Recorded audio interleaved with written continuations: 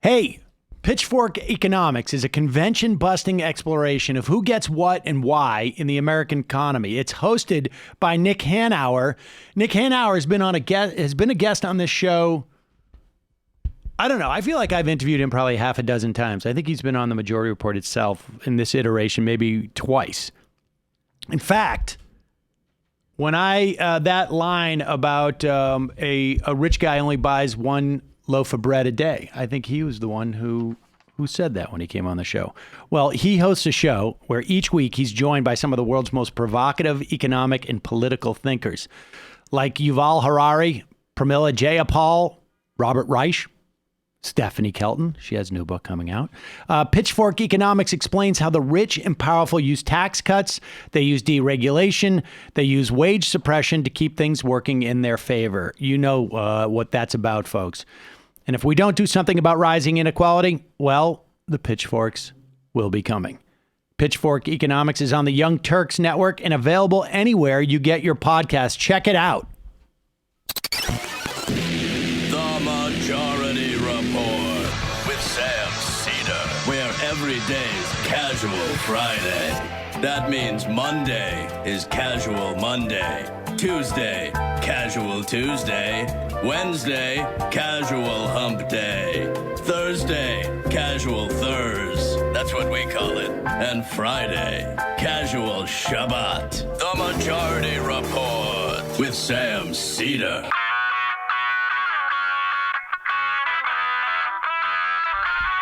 It is Friday, February 7th, 2020. My name is Sam Cedar. This is the 5-time award-winning Majority Report. We are broadcasting live steps from the industrially ravaged Gowanus Canal in the heartland of America, downtown Brooklyn, USA. On the program today, it's Casual Friday. I don't know why I feel like I don't feel casual at all, frankly.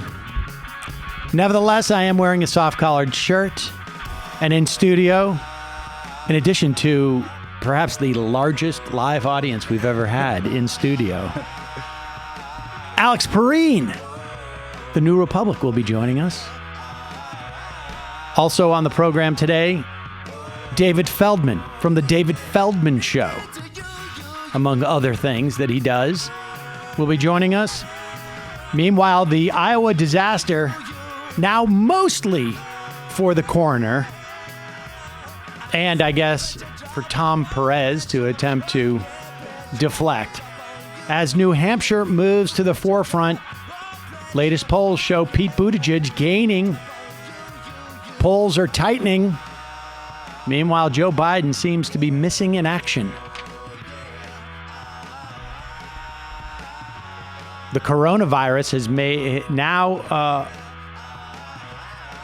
has taken 638 lives, but rumors of far more in China, as 8 confirmed cases in the United States.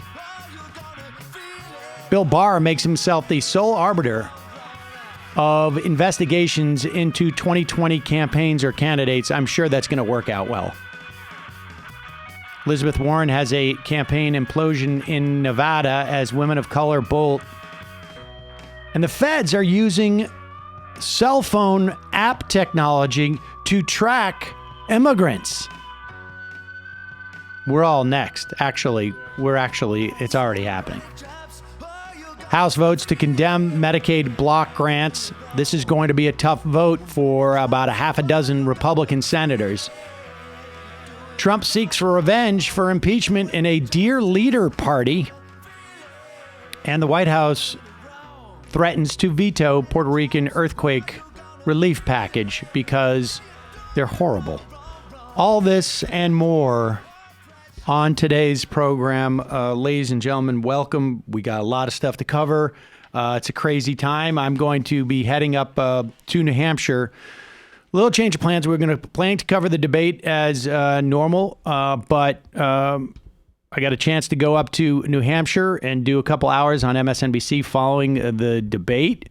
And I don't know if you've seen MSNBC lately, but they're really I mean, there's not a lot of voices that are. They need you. There's not a lot of voices that express anything on the left, and so if I'm going to get that opportunity, I'm going to take it. And I will try and do. My plane just got delayed, but my plan is to try and do some live debate coverage, maybe to watch it along with you on YouTube. So check it out. We'll try and tweet it out if that happens. Should also tell you that this story about the feds using cell phone technology in almost every app, not every app, but almost every app, there's a little packet that tracks your where you are physically in the world. They sell this data to places like hedge funds that are looking to open up supermarkets or malls to try and figure out where you're going when, what is your profile, et cetera, et cetera. Apparently, the federal government is going to be... Well, I should also say that I know the Trump campaign is also using this information. Apparently, it's gone down. They've drilled it down to the point where they can see how many times you go to a Catholic church in a week. And then they geo-target you and send you ads on Facebook that say Amy Klobuchar is for abortion or something like that. That's supposedly, and we'll get into this with Alex because he's written a piece on this. That is like supposedly, that is one part of the formula of the grift that's going on in parts of the Democratic Party. All of this is, and now they're using this technology apparently to track where they anticipate maybe there might be undocumented immigrants. I should tell you the Majority app is one of the few free apps you will ever use that does not have such technology and doesn't, we do not use. Kyle confirmed this? Kyle is the one who told me about all this. And then I started reading more about it. He got freaked out. Like I think Kyle is like one of those guys who he builds apps, but like literally he has, one of those phones where it's just like a flip phone. Like he won't, because he knows too much. The Majority app is one of the few apps that you can have that is free and does not track you. And it gives you the added bonus of allowing you to listen to the Majority Report.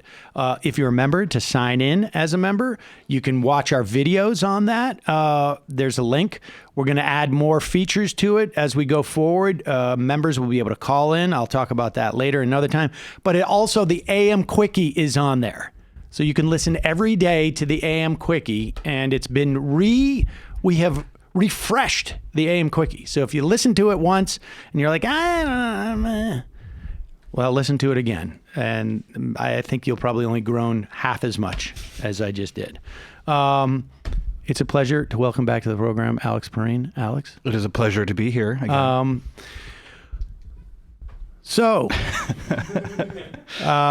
We could start with Donald Trump basically having one of the most bizarre televised things I've ever seen in English. I mean, I'm sure I've watched it probably in other languages and didn't know what was going on. But before we do, actually, let's do this just because I wanted to play this up front. I used to be about 25 years ago plus almost a psychotic fan of Charlie Rose's program. I wasn't always a big fan of him as much as the show. It got a little more Hollywood in the early 90s. But prior to that, it was one of the few places you could sit down and you could actually watch like a 45 or a half an hour interview with policymakers and whatnot. And as it got older, as he did, he wanted a little bit more exposure to Hollywood and apparently actresses, as far as I can tell. And then by like the teens, he was just grasping around for anybody who could get on the show. And literally. So here is July. Yes, indeed. Here is on July 21st, 2017, Charlie Rose interviewed a guy who was trying to run for the DNC chair. Complete nobody. He was trying to run for the DNC chair, and here he is. This is one of those things that reeks of like, I've hired a publicist, and they're going to get me on a show, and they've got a good pitch. He ran for DNC chair, and this is one of those. And so I give you Charlie Rose and Pete Buttigieg from July 21st, 2017. In terms of national politics, did you support Bernie Sanders or did you support Hillary Clinton? I supported Hillary Clinton. I worked very hard to do what I could to get her elected in the general election against Donald Trump. I also, when I was a high school student, noticed Bernie Sanders. Actually, at the time, I was looking for a subject to write an essay for the Profiles in Courage essay contest, and he was kind of I won with this essay that I wrote about then Congressman Pause it Sanders. for 1 second. Let me just say at this point, I felt like that I was nerdy in high school. I don't feel that so much That anymore. hand-raising little freak. Yeah, just go back just a little bit, and then we'll go into this. Courage essay contest, and he was kind of I won with this essay that I wrote about then Congressman Sanders. won. So I've always admired him as well. Because he was a socialist, or because he said what he meant. He meant what he said, and a democratic socialist. While being very clear in his political values, he was actually pretty successful in working with people across the aisle. And I think that's a message that certainly has played out in my lifetime. Whether you look at Paul Wellstone, who votes against the Iraq War on the eve of his reelection in a state where the war is popular. He takes an unpopular stand, and somehow his approval goes up. And frankly, I think the same was true of George W. Bush as well, who had a line that he used to say. I remember this from working on the Kerry campaign. George W. Bush used to say with devastating effect, "You always know where I stand." And he said it in a way that suggested you couldn't say the same of his opponent. And even people who might not have agreed with him were inclined to support somebody who they thought was guided by conviction. For the Democrats. So basically what he's saying there is strong and wrong. It trumps anything else. And by wrong, just meaning you may disagree with them, but they're so strong in their opinion that is what's going to attract him. And I think it's very brave of Buttigieg to admit that about the guy who's going to beat him in this primary. He didn't even answer the question either. The question was, who would you support in the 2016 primary, right? Oh, he said Hillary Clinton. And his answer was, I worked very hard to make sure Hillary Clinton won the general. In the general. Oh, right. And then I wrote an essay about Bernie in high school. Right, there you go. Yeah, I won, by the way. Which one? I mean, I'll let you say it won. It won. You care, if you even talk about your essays from high school after high school, you're a loser. I find that stunning. I wrote a hit play. What did you ever do? Here's Buttigieg after Iowa. Now, to be fair, this was almost 2.5 years ago. And when you look at the very different political environment. When you look at the turn that Buttigieg made just from February of last year, 12 months, I'm surprised that it's almost not, that it's only this undramatic. For the Democratic voter who hasn't paid attention until now, what's the difference between you and Senator Sanders? Well, the difference is that I have an approach that can build a sense of unity that we're going to need, not only in order to win, but in order to govern. We have an extraordinary majority of Democrats, yes, but quite a few independents and a healthy number of Republicans ready to get that done. Why would now, of all times, we go for a my way or the highway politics? I mean, now 2 years ago, he had this sense that Bernie really reached across the aisle in a way that's actually surprising. Yes. And now apparently it's all my way, the highway. Yeah. Yeah. I mean, well, as we all know, Bernie's fundamental philosophy has shifted a lot as well in the past 2 years. So I can see why. Exactly. That's the one thing about Sanders. Whichever way the wind blows. Where you never know where he stands. It's interesting that Buttigieg is taking this tack. I didn't want to talk about this now, and we'll circle back to it. To where we're going forward in terms of the 2020 election. I also want to touch on impeachment a little bit, and we'll go through some of what Trump had to do the other day. But this notion of unity. One of my complaints with the Warren campaign, and I think people know that I have. I certainly have been supportive of Warren in the past. I mean, in the context of this primary, my first choice is Bernie, but Warren, in terms of her competence and her politics, is definitely an easy second choice for me. It's not even, I don't even have to think twice about it. I felt her campaign has been really not good. It has poorly served her. It has poorly served her. And it has poorly served her I mean, so much so that it has inhibited my support for her. You know, and I'm not ingesting this like a regular consumer, right? Like I'm ingesting this as like, you know, as a critic. Yeah. And the campaign has been so bad that I think it has reflected poorly on her as a political leader. And this whole unity thing that they're pushing, and frankly, I'm happy to see Buttigieg do it too. This is a message to insiders. Yeah. Right? Like there's not like 80% minimum of anybody who's going to pull a lever or whatever they do in New Hampshire, or, you know, and God knows whatever they did in Iowa. They're not going in saying like, this is a really fractured party. No. They don't have this notion of bringing people together. I mean, these are people like, I support Biden and I support Sanders, or they don't have this sense that the insiders have. That things are like threatening to break apart, right? Yes. Or like, I think like I'm pretty sure there's polling that broadly the Democratic electorate is like, oh, we like all these people. Exactly. In fact, I think if there was a lack of turnout in Iowa, it was just because like, I really can't I'm fine decide. with Just give me a candidate and I'm excited to go vote for But him. this also cuts against the other main message, which is Democrats understand. I mean, even freaking Joe Walsh was saying this today. Democrats understand, like, we need to get this guy out of the office and we're all going to be there. And then at the same time, you're saying, and I am appealing because I'm a unity candidate. Unity for whom? Like nobody has, it's based on a premise that I think they are so myopic. And it goes along with my sense that, you know, they knew that she would be the compromise candidate. And instead of letting her be herself, they ran her as a compromise candidate. Yeah, right. I mean, it all fits in, like the unity thing too. It's like, wait, what? Right. Yeah, the unity thing is obviously disingenuous. It's like unity for who? It goes back to the whole bend the knee argument from 2016. You know, it's unity for me and not for thee. No, it's not disingenuous because it doesn't exist.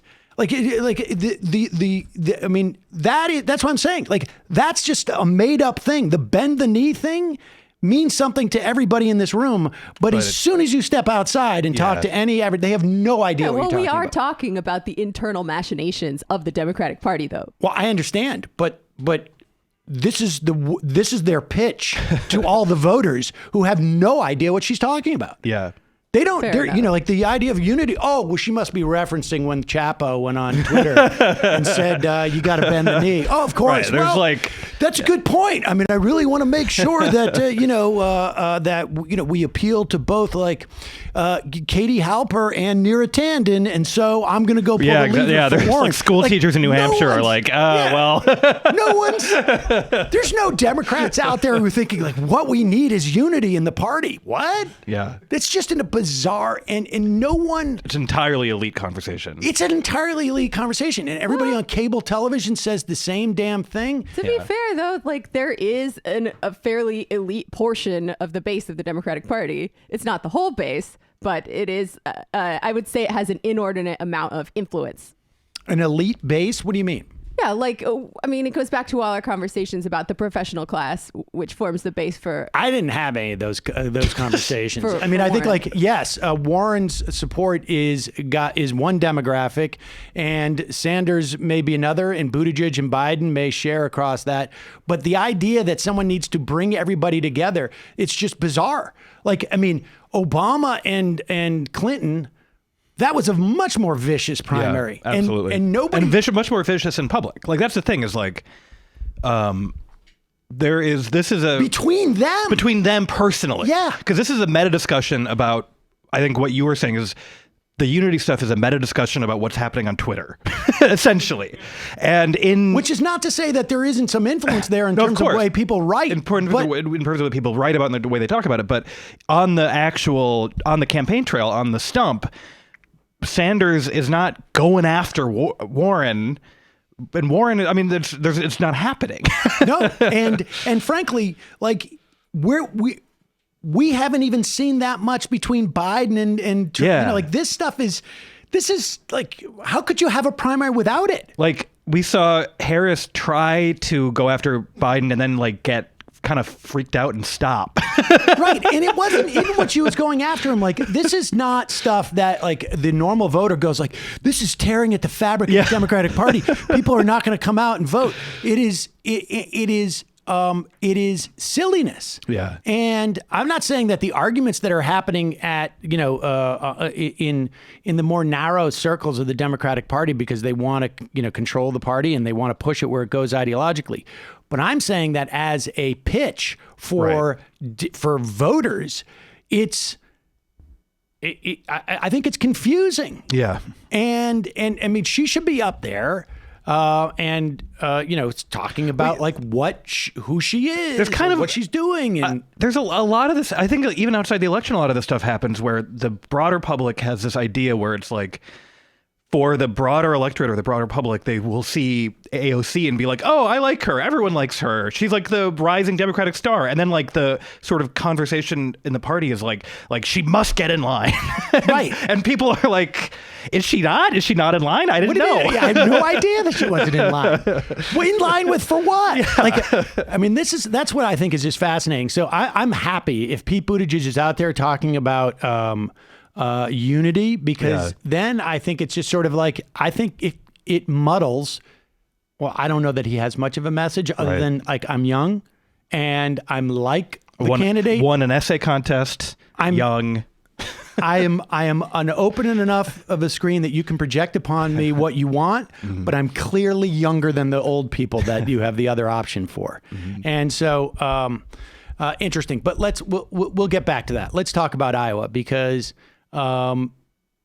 again, this is stuff that like it makes sense on a podcast where people listen to this show, but when I meet people who are not political junkies and they ask me like, what's your show like? I go, it's not something for you.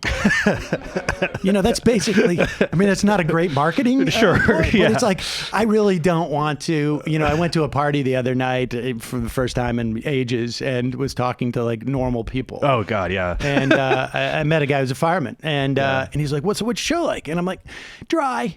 It's dry. It's like, my kid was playing with the neighbor's kid and the neighbor's like, making small talk, and he's like, "Who's going to win the election?" I'm like, "I don't get me started. I don't." I'm going to take you so deep into this. Yeah. Can you believe this? Acronym or whatever it is. Let me tell you. What? But I think there is an electorally substantial fraction, at least, of the base of the Democratic Party, and a lot of them are Warren supporters. Well, there's a ton. I mean, there's cares about this kind of discourse. They care about online behavior. How many people watch Maddow? Like, we're talking about Maddow's audience or something, and they might be persuaded to support Bernie if Warren drops out. What? There's a fraction of people in the base of the Democratic Party who care about this kind of discourse. About unity. Yeah. They care about the interpersonal kinds of behavior. I'm sure, but why would you gear your campaign to 2% of the electorate as opposed to the other 98%? No, it's not a good strategy. But I do think that they have more influence probably than that average person does in the party. And a lot of them are creating they're media workers. They're creating these narratives that people then read. I mean, that's true. But again, if they create a narrative to the other 98% that Warren's the unity candidate, it's still just as ineffective and confusing. They're basically high on their own supply then. Exactly. Yeah. All right. But I'm sorry. I lost track of where. Okay. Well, we're going back to acronym. Right. Yeah. Okay. Acronym. So this is relevant insofar as we're talking about the wasting of millions upon millions of dollars. Yes. The wasting of hours upon hours upon hours upon hours and dollars and manpower and energy and demoralization for all the campaign workers, regardless of what campaign they're working for. And this is like, we used to talk about this 10, 15 years ago. You used to hear stuff like the veal pen, right? Do you remember that term where NGOs would go and cozy up, so they would access, and they were basically, getting close. We'd hear in the context of and And this is an extension of that conversation, I think, on some level. Yeah, I think. But it is, and it's, I mean, we see it in the context of like media entrepreneurship, like this show on some level. Like, I'm making money off of the Democratic Party, but it's not, it's not because of the relationships I have. Like, I have no affiliations. This is a classic case of self-dealing where people have moved into the top of this apparatus and they control the money and they make sure that it's sort of like they have their own little economy. Yeah, absolutely. Yeah. Yeah. And I mean, it's,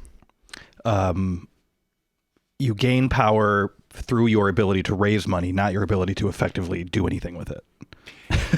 And how you distribute it, though, I mean, this is I mean, you dig into this. I mean, let me talk about the piece that you wrote. Yeah, here. so I just wrote it for the New Republic. You can find it at at newrepublic.com. But acronym. So, in the wake of Trump's reelection, which everyone sort of told themselves involved in large part his supposedly sophisticated digital campaign, which involved a lot of Facebook targeting. And, Facebook has an interest in talking up how effective it was as well, because they spent a lot of money on Facebook, and Facebook would like everyone to spend a lot of money buying Facebook ads. Right. So, there was a sort of self-interested reason for a lot of people to talk about how effective this campaign strategy was. And so basically after, in 2017 or so, Tara McGowan, who had worked for Priorities USA, which was the huge Clinton-aligned super PAC, goes off on her own to like found a new organization, a 501c4 nonprofit that would basically we will beat the Trump at his own digital strategy game. And it's just this very amorphous like entity that contains a lot of sub entities, that she like goes on a tour of, millionaire liberals who need to hear a pitch that they can do something new and effective with their money. That's what they need. They need, especially like venture capital types. They need to hear like this. I will not be spending my money on the same old thing. This will be innovative and new. So, her pitch is we're going to be like a startup. We're going to experiment. We're going to innovate. And she raises millions of dollars, and it's just sort of unclear what they have accomplished, because the most visible thing that we have seen that they have accomplished is they acquired a tech company that they relaunched as Shadow, which made an app that broke. Right. And so the other, as I said, it's a nonprofit, but they're operating under this weird model of having for-profit entities within them. So this, as far as I can tell, is what the structure is, right? You've got this big slush fund. Yeah. It is not for profit, which means that they do not have disclosure laws that you would otherwise have. So all this money can go and we don't know where it's from. Mm-hmm. Then they buy for-profits, which we don't know who are behind these private enterprises. Mm-hmm. So I'm not saying this is a structure. There has to be a lot more reporting on this. But based upon what I've seen in the past in some of these things, I have a not-for-profit. I will buy the Majority Report, mm-hmm. and as the chair of this not-for-profit, part of the deal is Sam Seder, I get 15% equity in this for-profit entity. Mm-hmm. So I have now taken nonprofit money. I have purchased this other thing basically as a way of putting me on there. It's none of my equity except for what I have raised from a nonprofit. But now I get money out of that. Yep. And then I can also bring contracts to other people who are going to be like, oh, well, you should be on our board, which is going to pay me off. Or I, as executive director of, let's not call it acronym because I don't know, but although you do mention that Tara McGowan gets paid, was it $1 million? She got a $1 million contract. Her own consulting firm got a $1 million contract. So I have a not-profit called podcasts for liberals, nonprofit. And you know what? My first thing to do, I've raised $15 million from all these people saying, like, it's not, you get a tax deduction. Yeah. And what we're going to do is we're going to incentivize different things. I'm going to go into the majority report and go like, this is the first place we're going to start. I'm buying that entity for $2 million. And, whoa, hey, look who's the CEO of the Majority Report, Sam Cedar. Oh, God, what a coincidence. Like, this is all this self-dealing that happens. And all the people who sit on the board of Acronym for free, okay? They're volunteers. They're volunteering in their community. They're volunteering. David Plouffe. Like, out of the goodness of his heart. Out of the goodness of his heart. It's like a food bank. I don't have any evidence of this whatsoever. This is complete speculation. I have no idea. I'm not even going to put a name to it. But I would imagine that that every single one of those volunteers has steered money to an enterprise that is either their friends or will somehow circle back around that, or maybe they have a part of. Like, this company would be very interesting. This is a company that I invested in actually 6 months ago. I think we should send $500,000 there. Yeah. And there's a certain obvious quality to you're going to have, Tara McGowan is going to be best friends with somebody who's on the Buttigieg campaign and on this campaign. I mean, that happens. Right? Yeah. But the problem is there's no transparency. There is no, and this is the same problem we hear about consultants with the DNC.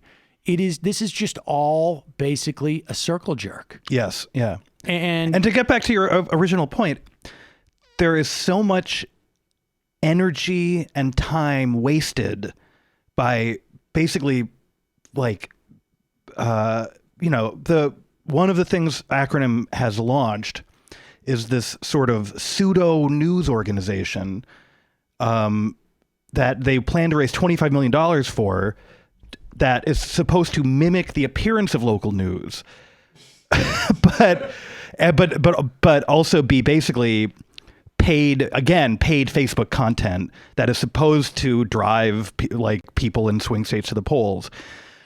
I had a period of freelancing and semi-unemployment a little while back where I talked to some people in the Democratic fundraising sphere about does anyone want to invest in actual populist left-wing media? I know a ton of talented journalists who could make a hugely, I think, successful and popular media product, and there's no interest in it whatsoever.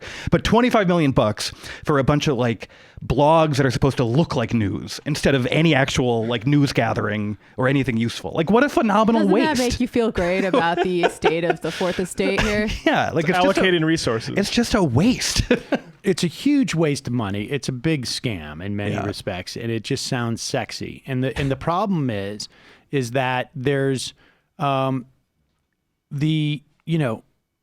people say well, you can't begrudge Obama for going off and living a billionaire life. I mean, that's basically what he's trying to do. Yeah.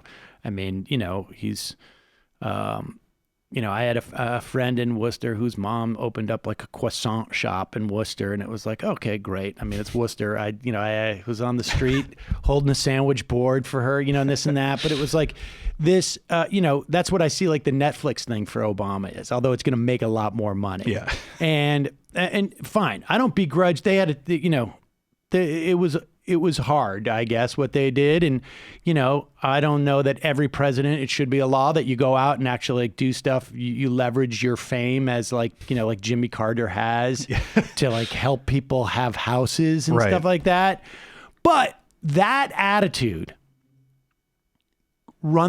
seems to have run through every single high-placed person in the Obama administration and their campaigns and whatnot. They just go on, and it's just it is time for us to monetize the shit out of this. Yep.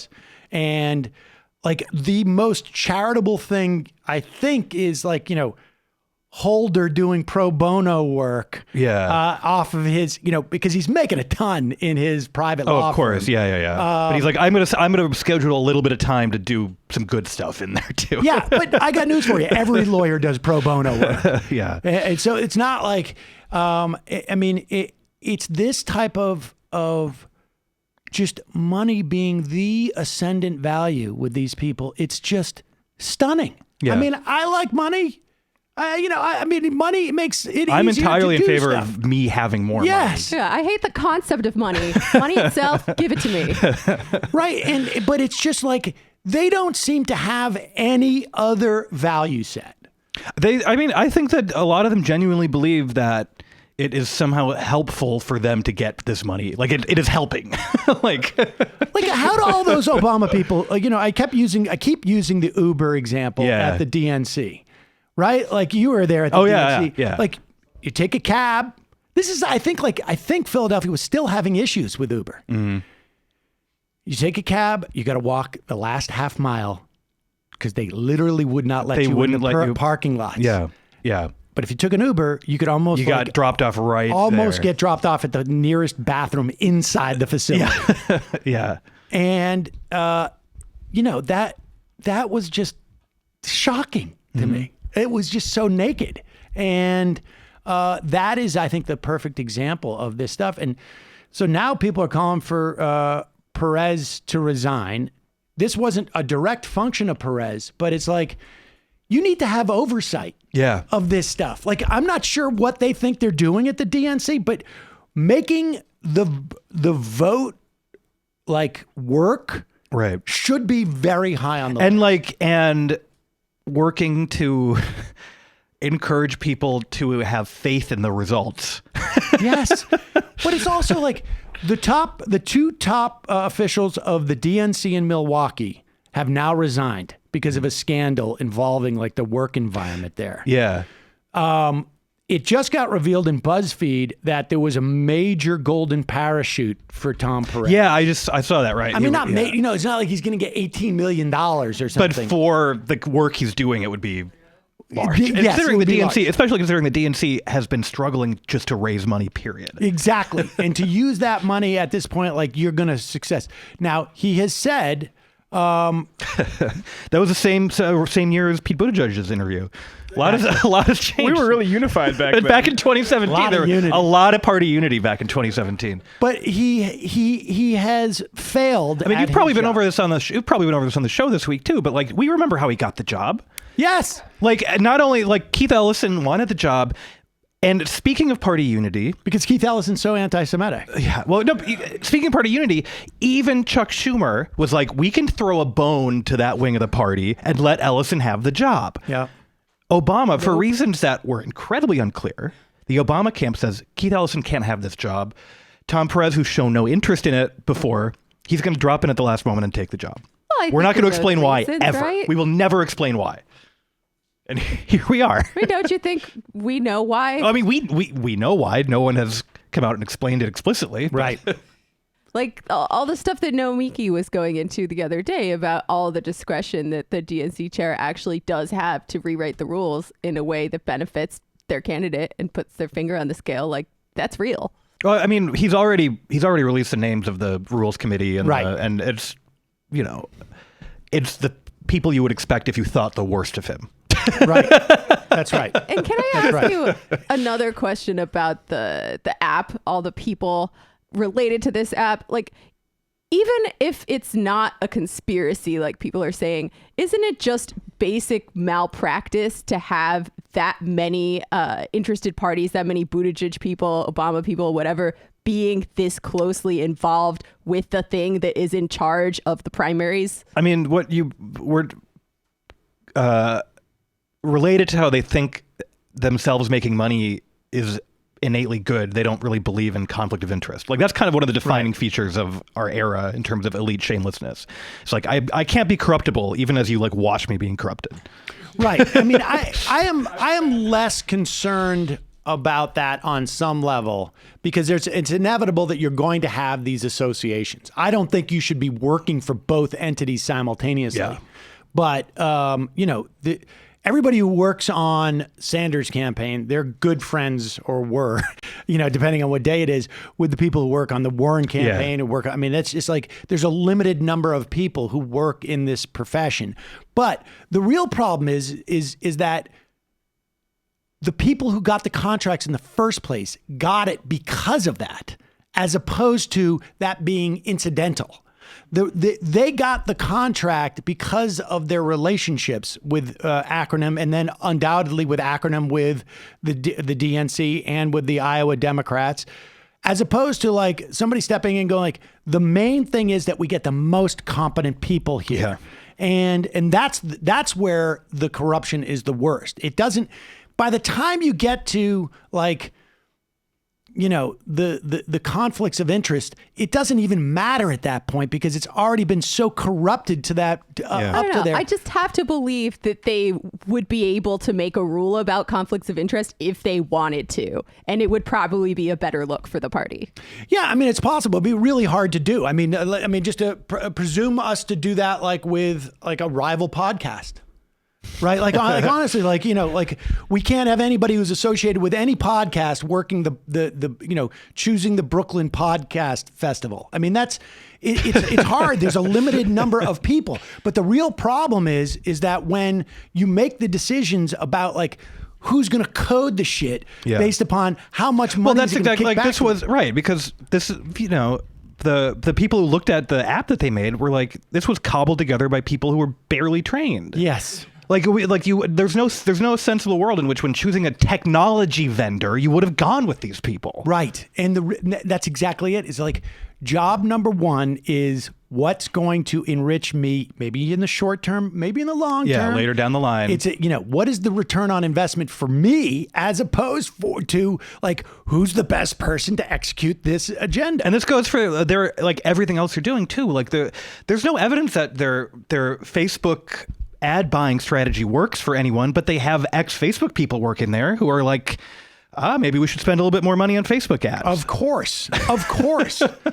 and all of this is, I mean, it is a society-wide problem. Yeah, absolutely. I mean, like, you know, to be clear, this not, you know, the DNC and these. Well, so this is what like the everything about Republican politics is a complete grift 100% of the time. It's just a grift that also happens to have the side effect of helping Republicans get elected.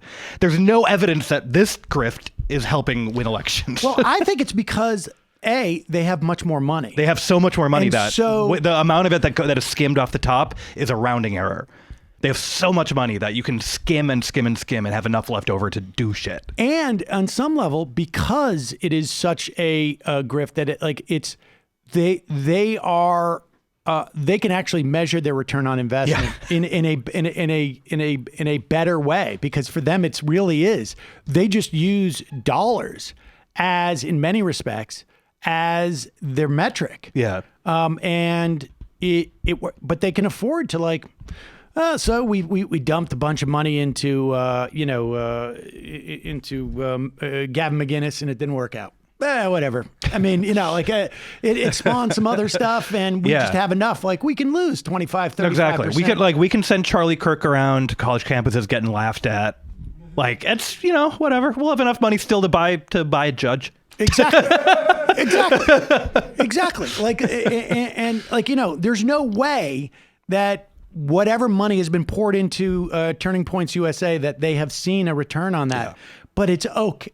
It's okay because they have the ability to sort of like, we're just going to spray money out there like a shotgun, and we're going to hit something. Yeah. And just on the Democratic side, you can't afford to do that. No.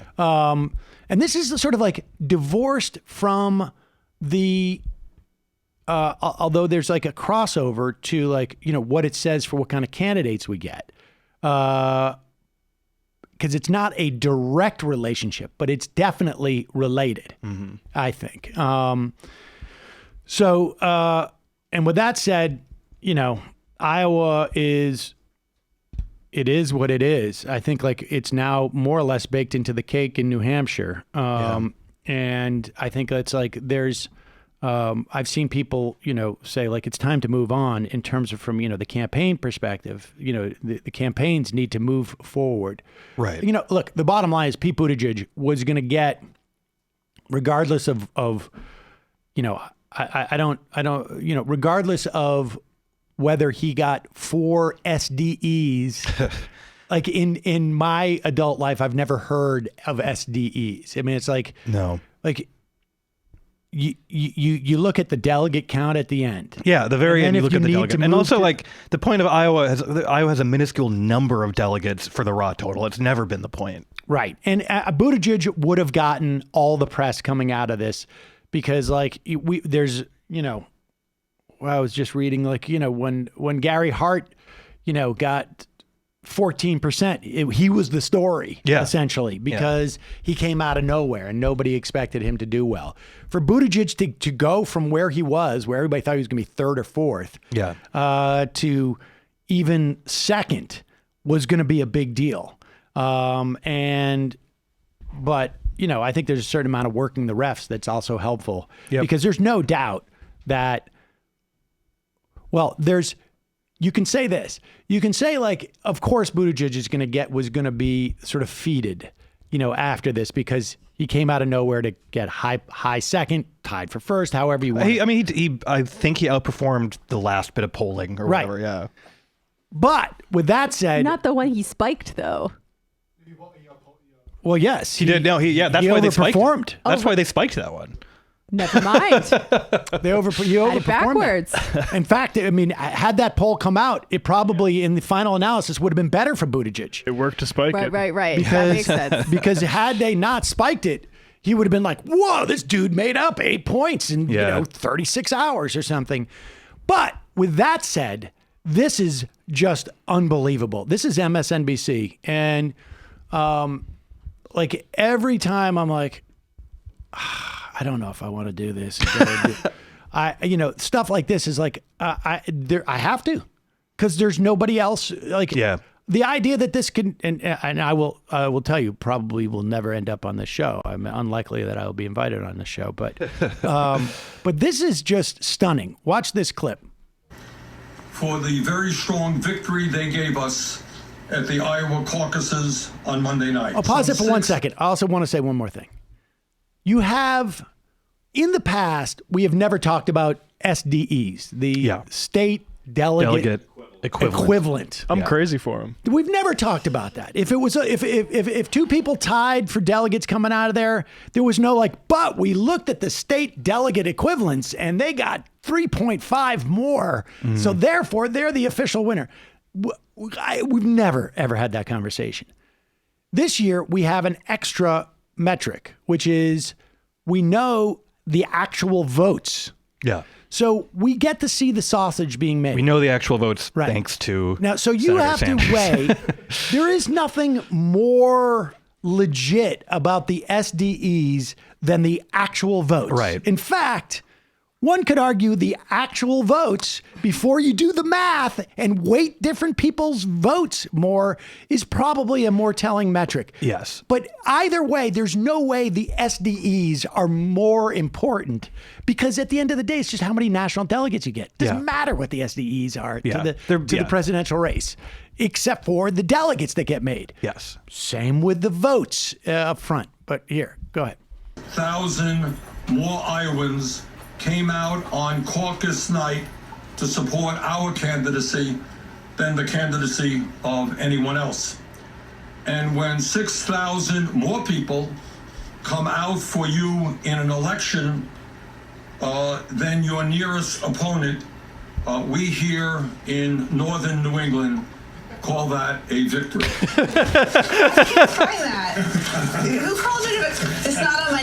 Didn't he tie with Mayor Pete, like the 37-year-old not even anymore mayor? Well, and you know what's sad, not to tar him with the same brush, but I mean, he's disingenuous, to say the least. He's not telling the truth. I mean, part of the problem with Iowa was, and everything we've learned about elections since 2000 is, what do you want to do? Simplify, simplify, simplify. What did the Iowa do in the caucuses? They made it more complex. They had 3 different metrics. So what Bernie is doing is counting that first metric of people who came in that night willing to support Bernie, but many of whom switched to Mayor Pete.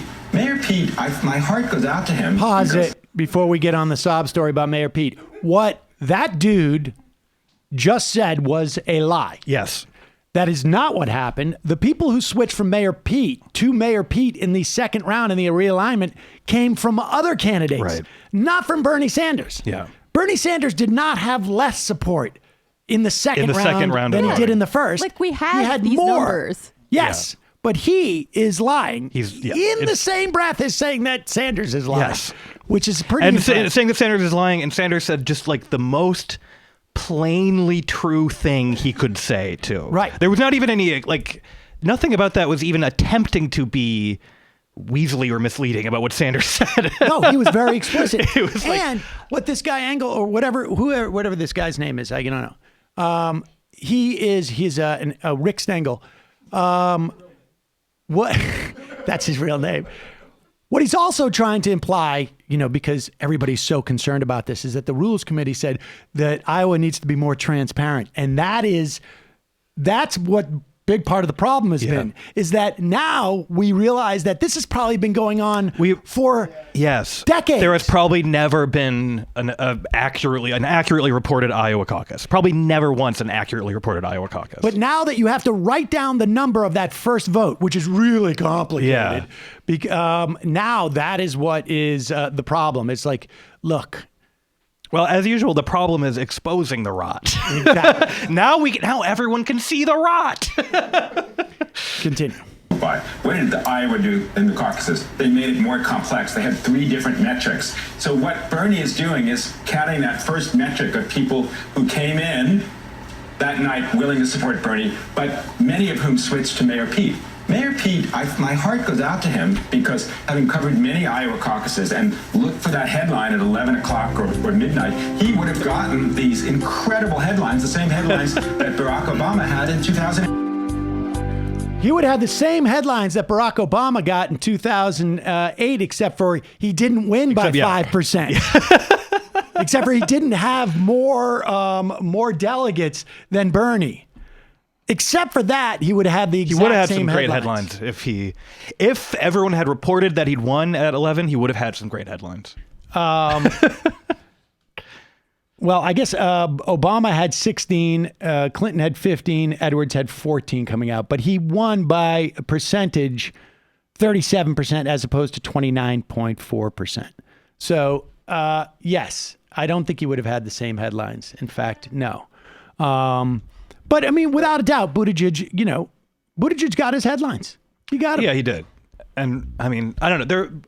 This is maybe completely wrong, but there is maybe a degree to which he sort of screwed himself in a minor way by making everyone who actually isn't a liar mad at him. Right. But because if he had not behaved like a petulant baby and pretended to win when he didn't, the headlines would literally have been shockingly good second showing. Exactly.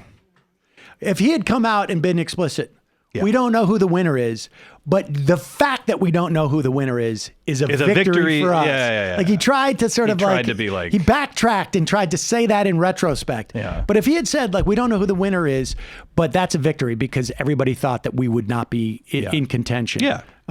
Then I think he would have had a much better go of it. But in the final analysis, I'm not sure it matters. No, I don't know. I don't think it does really. Well, don't you think he was trying to give the mainstream media a narrative to work with? I mean, and legitimize. That's what obviously what he was trying to do. And we see this happening in the MSNBC clip. It just didn't catch on quite in the way that he wanted it. Oh, he was trying. I mean, so wasn't Klobuchar. I mean, that's what definitionally a campaign is supposed to do. I think that clip makes me think, and I said this I think on Monday night, but an underrated thing driving the massive age divide in Democratic politics is that old people watch cable news all the time. I mean, and that's what they're watching. It will work on some layer of the electorate, just not the whole thing. Well, I think the Rick Stengel, whatever the guy's, the way that they look at this this sort of announcement victory after Iowa as this highly prized thing makes me really suspicious about some of the delays and stuff, and wanting to keep that out of Bernie's hands. But I'll just leave that there. I mean, my feeling on this is that the Iowa Democratic Party would have allowed Bernie to cleanly win it, I think. But the networks, they want the Mayor Pete out of nowhere story. And they just sort of want that for that story. Yeah, back in I guess it was Hart was 84, I guess. Yeah. He won 16% of the Iowa caucus vote to Mondale's 42%. Yeah. And they almost declared Hart the winner. Yeah. I mean, it was huge. That's why he got so much attention. Yeah. And that's why he was like, follow me around. Yeah. And made a mistake. And I remember I was doing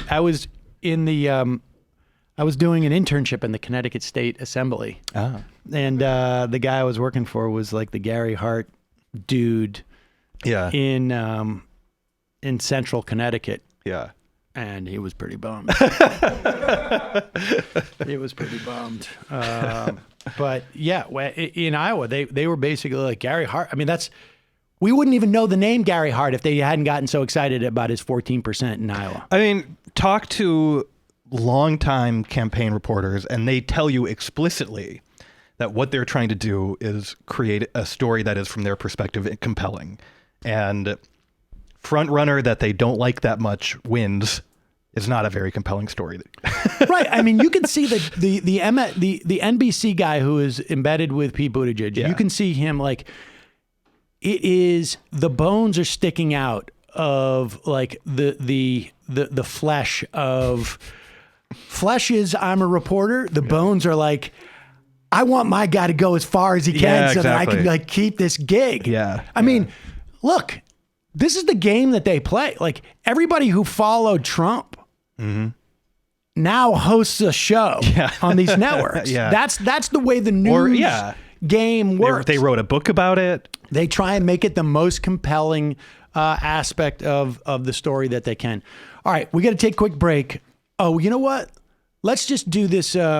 I want to do this Jimmy Dore thing first because we have we're gonna go to Dave Feldman and I think he'll appreciate this. Do you know who Jimmy Dore is? I do. I'm not entirely as into Jimmy Dore as I think you are, but I do know who he is. Now, we're real door heads. Yeah.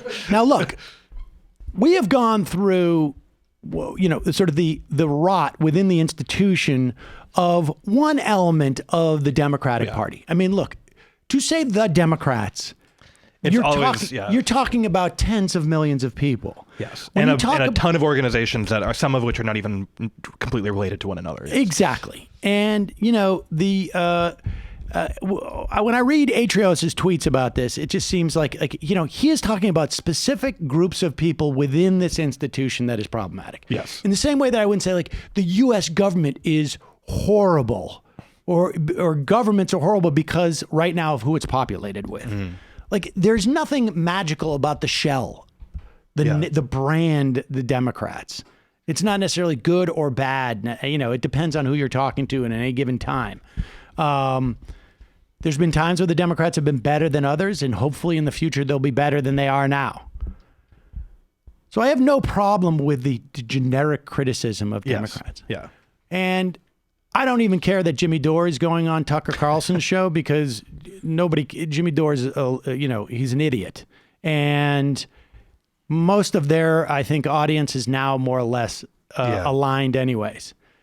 But I am amazed at the level of stupidity and the ability to talk about cravenness and to talk about self-enriching without doing your work that this represents. Like the irony here is just delicious. Jimmy Dore goes on, he knows he's going to get a spike on his YouTube show. I mean, he's doing this for, obviously for publicity. I go on television too, and it is explicitly to have the opportunity to do stuff like I did the other night with David Plouffe or, and it doesn't happen that often, but that's why I stay doing it.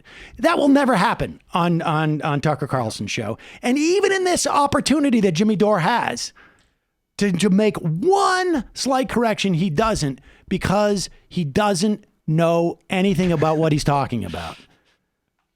That's this is all kind of tied together because Russiagate is a result of the failure of the Democratic Party to present a platform that gets people who want to vote Democrat off the couch to vote for them. So they can't actually offer them anything because they're beholden to their donors. The same people who control the Republican Party control the Democratic Party. We don't really have Pause it. Now, I know, without even having to look, that there is probably not one of the hundreds of videos that Jimmy Dore has made this year that talks about like the restoration of the Voting Rights Act, or I don't know, paid family leave, or I mean, much of it is not as far as I want them to go, but it is in fact more than is being offered by the Republican Party.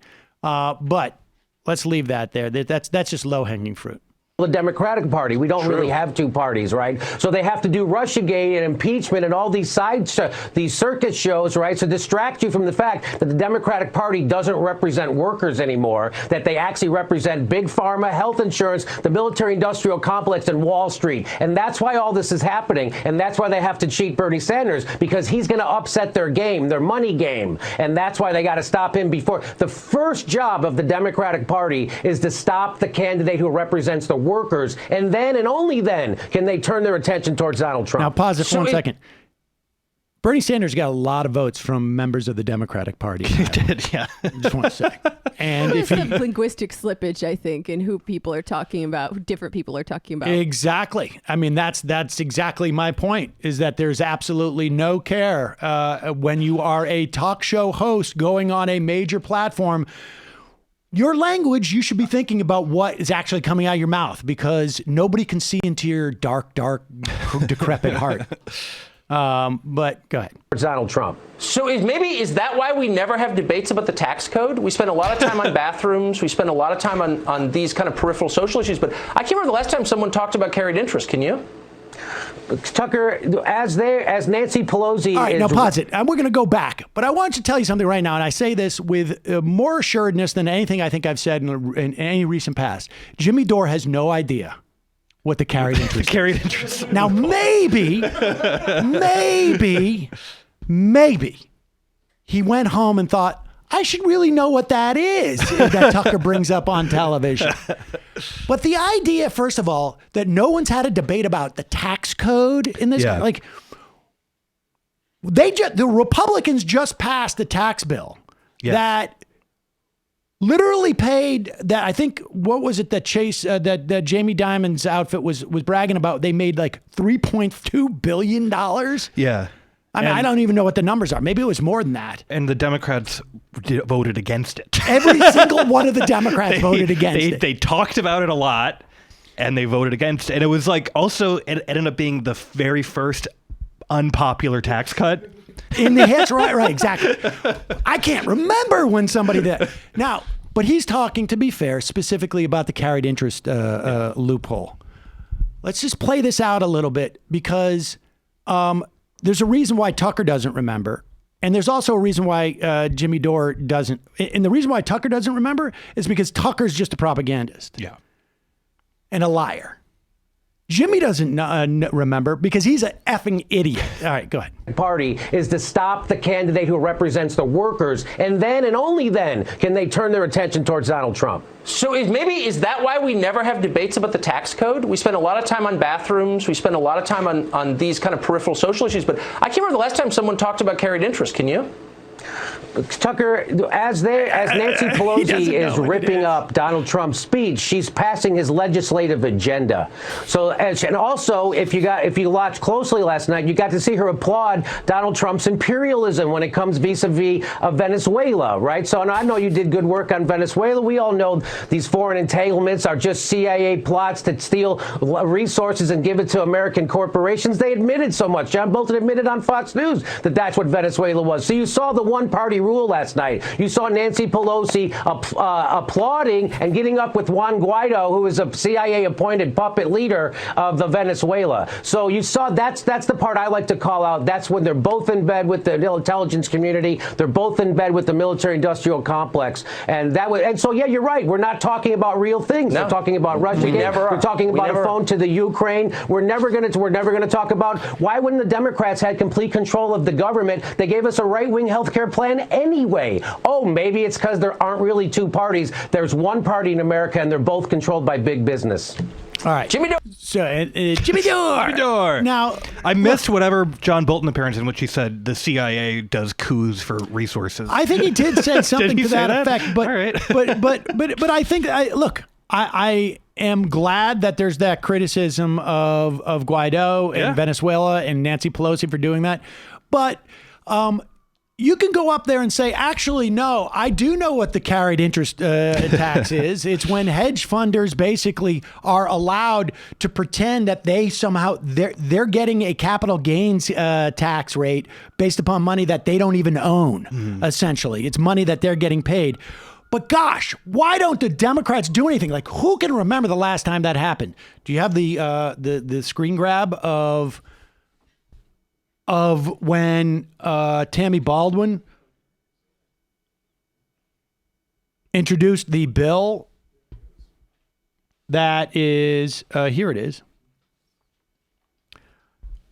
Tammy Baldwin, a Democrat from Wisconsin, and Bill Parcells from New Jersey reintroduced, because it was introduced by Democrats, the Carried Interest Fairness Act on Wednesday. This was just 8 months ago, no, maybe 11 months ago, 10 months ago. Who can remember the last time the Democrats talked did that? about the carried, right. Now, if Jimmy would do 5 minutes worth of homework that didn't involve him just reading Glenn Greenwald's tweets and actually cared about this stuff that he pretends to care about, he would know what the carried interest is because Democrats have been talking about it forever. I asked you before the show, I said, can you name me the top 3 things that Democrats say when they talk about taxes? The second one I mentioned. And it was the second one. I said the top marginal rate, carried interest. This is basic, But so right, if he actually knew what he was talking about and was not just vamping, essentially, we know because Tucker is a just sort of blunt propagandist that the premise of his question was inherently silly because the idea when he says, why are we always talking about bathrooms? It's because you are always talking about bathrooms. Right, exactly. Exactly. The premise that it wasn't like the Obama, Obama said we're going to run on bathrooms. We're going to run on bathrooms. No, it's because you and your friends keep talking make about it the most important issue. That's the thing you guys want to talk about constantly. Democrats it's not even true to say Democrats wanted to do impeachment to distract from their platform. They wanted to pass They wanted to pass a health care bill. They wanted to pass a drug prices bill, I mean. Go look at Sherry Bustos, who we cannot stand. Yes. And everything she was saying, the American public's not paying attention to all the things we're passing. Yeah. And we don't want to do impeachment. We don't want stop. It's a complete false narrative. Fantasy land. I was calling for impeachment far more than Nancy Pelosi ever even remotely wanted to do. Yeah. I mean, many people were. And the point being that it's a complete distortion. And, there are people, what was it? Walter Bregman? Who's that guy that... Rutger Bregman, who went on there, because he was mocking people at Davos about taxes. Yeah. And he basically said, I'm going to burn this bridge. Yeah. But for these people who complain about media figures selling themselves out, I've got to keep going on Tucker Carlson. Well, that's the entire... It's either my ignorance or I'm not going to say anything. That's the whole debate about going on Fox. And it's should Bernie Sanders go on Fox? Should so-and-so go on Fox? It's like Bernie Sanders goes on, he doesn't challenge the hosts, but he goes on to deliver his message that he delivers in every other platform, in every other environment. But that is just self-promotional. You're going to turn America into Venezuela. He would be like, that's "Whoa, what he's doing on there." What's that? But that's would say right. that he's using the platform to deliver his message, which is just full of shit, right? Which is allow right-wing propaganda to flourish and absolutely distort the reality. I mean, I'm of two minds about this because I don't believe that Jimmy Dore has a deep analysis. I don't think he has a real class analysis or an analysis of capitalism. He hasn't read anything. But he hasn't read. It's not a question whether he has a deep or class analysis. This is just the news. If you're complaining that the Democrats don't look at taxes and you don't know that they have argued against which is granted very low hanging fruit. Yeah. It's not a big bar, but you don't know that, then you don't know shit. Sure, but some of the things he's saying are valid critiques. Which is exactly what I said. But it's useless because he is allowing a narrative that is that makes it impossible. It's disempowering. Because if you think that the Democrats are not doing anything, then what's the point? What army is going to stop them from doing this? At the fundamental level, too. The debate they're having, is like do they understand that Bernie Sanders is running for the Democratic nomination? Exactly. The person who they are, like, then why do the Democrats never want to talk about anything important? Like, he's a Democrat. He's running for the Democratic nomination. The Democrat who wants to talk about that stuff all the time is in first place. Exactly. Why isn't he in the Republican Party? Why isn't he running as a Green candidate? I mean, yeah, exactly. It is designed to disinvest people from the political process, from anything meaningful, by basically saying it's all shit. There's nothing involved here that's relevant. I don't know. I'm of two minds about it. I know you said that, but my point is, like, I gave him credit for what he said about Guaido, but the point is that he's basically saying there's no answer. I give him credit for some of the critiques he's making of the Democratic Party as well. Like, it has, as an institution, historically been very resistant to any kind of left populist realignment. I would recommend a piece called "It's Their Party" in the Jacobin by Paul Heidemann, going through the historical case for this. But Jimmy's not historicizing. The problem comes in when you go on Tucker Carlson and allow this to be weaponized by reactionaries. Yeah, I mean, right. Like, yes, of course. I mean, the thing is, like, vamping about Venezuela is not a response to the faulty premise that Tucker introduced the question. Exactly. And this is not a question of, like, protecting the Democratic Party. 90% of what we do here is talk about deficiencies in the Democratic Party. But to go up and essentially just feed into this for money, that's why he's doing it, for his celebrity and money. Because he's not delivering a message to anybody that they're not going to hear from Tucker, which is Democrats just care about transgender bathrooms. Democrats aren't doing anything for you. Republicans may not be doing it. That's Tucker's shtick this week. But beyond that, he's not doing anything except for basically driving people to his YouTube show. He's not challenging anything. And he's lying as he does it. Can I play this thing about Alex Jones talking about David Icke? Yes. Just get tired of the real meat and potatoes, the real issues. So he's gone for all the ridiculous Hollywood stuff of David Icke and the blood-drinking lizard people. So what does David Icke do? He talks about the Federal Reserve, the Bank of England, these global elitists, these power structures, all real, all true, all demonstrated by bills and executive orders and prime ministers and premiers and presidents. All real meat and potatoes, something you can bite into, something that is easily demonstratable. And then you've got David Icke at the end of all this. He says, by the way, they're blood-drinking lizards. Al Gore needs blood to drink. So does Prince Philip. I mean, it's asinine. And it's being picked up by people. And so it discredits all of the reality that we're talking about. And that's the problem with David Icke. He's got a good line to a point, and then he discredits it all. It's like a turd in the punch bowl. And then, you know, what Alex Jones did is he realized, like, that's the way I'm going to make money. Yeah, exactly. Yeah, it's actually like... It's completely disempowering. And that is the problem, is that it is completely disempowering. Yeah. And is it the venue that primarily pisses you off? Would you be this angry if Noam Chomsky went on Tucker Carlson and said basically that same critique, which he's been making for decades? No, it's the work, right? Like, we already talked about Bernie. What? I'm just telling. Would I have a problem if Noam Chomsky went on? I don't think that Noam Chomsky would let Tucker get away with all those lies. Do you? Do you think Noam Chomsky is so stupid that he doesn't know that the Democrats have a problem with carried interest? Probably not. Do you think that Noam Chomsky knows a little bit more than Jim Medore? I would say that he does. So I don't have a problem with him. I said specifically at the beginning of this, I don't care that he goes on Tucker Carlson. Right. I said I agreed with what he said about Venezuela. We just spent an hour talking about the problems with the Democratic Party. Okay. So no, I wouldn't have a problem if Noam Chomsky went on Tucker Carlson and actually told Tucker Carlson to his face, you're a fucking propagandist. Tucker Carlson, who fucking lied to the country about Iraq and then would go off and have a cigarette in the back room. I don't give a shit about the Iraqis. No, fair enough. Yes. I will also say about that clip of Alex Jones on Trio. Trio was the place that bought Pilot Season, the show that I did. Yeah. And then they closed Trio, 3 weeks later. All right, we're going to take a quick break. David Feldman in just 1 sec.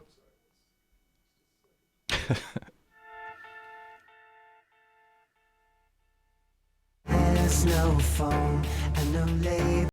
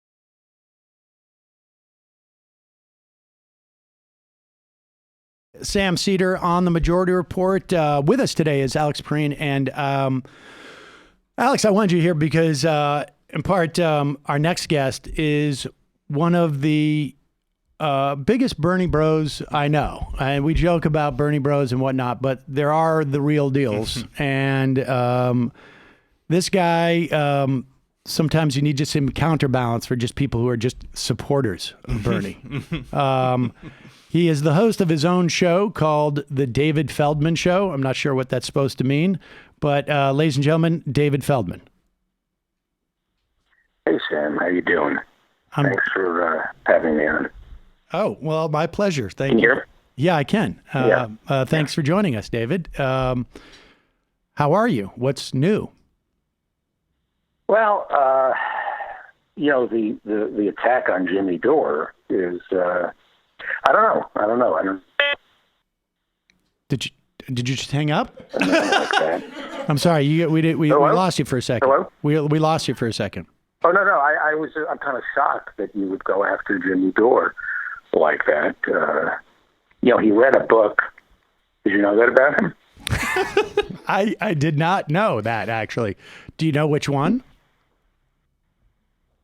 Yeah, he read a book, and I don't know. I'm a Bernie bro. I should state this up front, that I hate Trump, and I love Bernie. And, the Democratic Party needs to be a big tent, Sam. And it's like you're kicking people like Jimmy Dore out of our tent. This is, we have to be very inclusive as Bernie bros. And it's kind of, you're pushing people out of our tent when you talk that way. So I'm concerned. Well, we need. Go ahead. Well, I think there's room in our party for everybody, and to go after Jimmy, who read a book, I think it's unfair to. But I don't know. I'm very nervous about the party. I'm very nervous about what's going on in the party, because I'm a big Bernie bro, right? No, I know that you're a big Bernie bro. Yes, I mean you talk about how big of a Bernie bro you are all the time. Like, how much more? Like, who are we excluding from the tent? What are you worried about? We need to be a big tent party and make sure that everybody's on board. And you remind me of Bernie, quite frankly. Your behavior is, if I may be so bold, I think you're reminiscent of Bernie's behavior in Iowa. I mean, it was just disgraceful the way Bernie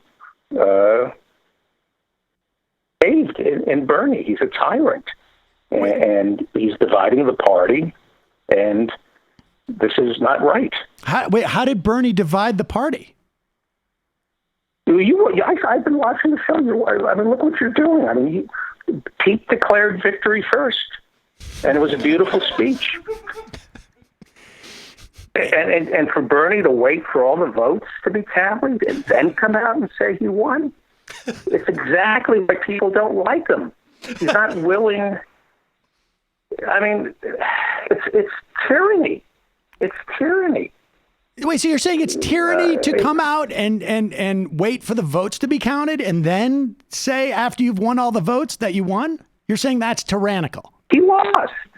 He lost Iowa. Admit defeat and move on. He's like Trump. He's a sore loser. Bernie lost. And to declare victory yesterday, when it was so obvious that Pete Buttigieg got to the microphone first to declare victory, that's just bad sportsmanship. If Bernie wanted to win Iowa, he should have said he won before Mayor Pete said he won. I'm not a lawyer, but it's squatters' rights. It's squatters' rights. I was here first. Well, no, wait a second. Have you ever tried?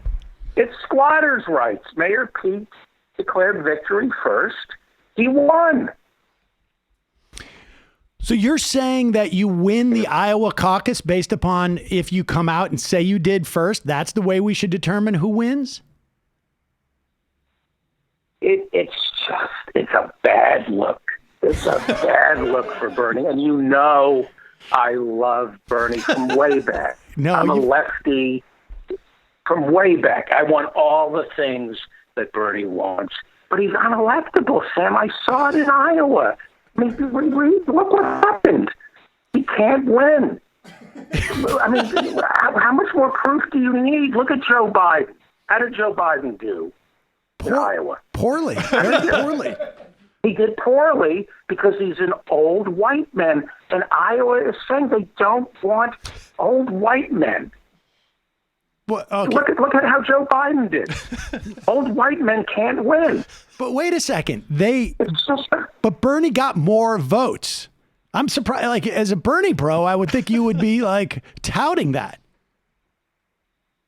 That he got more votes. Yeah. That was to mock Hillary. That's why he got more votes.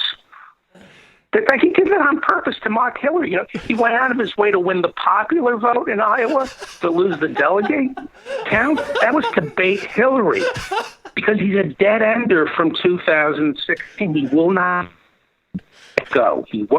It's bullying and it's sexist, and I don't know why he keeps poking at Hillary. It's just sexist. She's a private citizen. Leave Hillary alone. She's off doing documentaries for Hulu, but Bernie's provoking her by, Oh, you're breaking the moon. How dare he?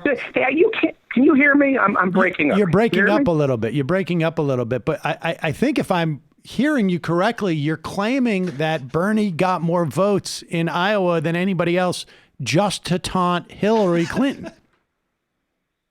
Yes, because he's a dead ender from 2016. But that's why. No, but he didn't. He changed the rules in. He changed the rules in Iowa. We're not supposed to know the popular vote. Until Bernie came along, we just accepted what the good people from Iowa told us. Whoever said they won but first. I want. I'm sorry? Well, Alex was just saying, like, we would accept who won just by whoever came out and said they won first. Yeah, and we took their word. We would take Iowa's word. And then Bernie comes along, and he demands, I want to see the popular vote. And that robbed... Oh, you're breaking up. What's going on with your phone? I don't know. Am I still breaking up now? You're breaking up a little bit. Well, let's. I mean, you seem to be fixated on Bernie. I guess that's because you're such a Bernie bro. But what about Klobuchar? Well, what I'm saying is he's robbed Iowa of their privacy by revealing the actual vote. That's the pillar of democracy, is that you vote secretly and nobody knows how you voted. Now all of Iowa. Now everybody knows that Iowa prefers Bernie to Mayor Pete by 6,000 votes. That's an invasion of Iowa's privacy. Wait a second. When we do every election we get the totals. We don't know who voted. Like, states don't have privacy, do they?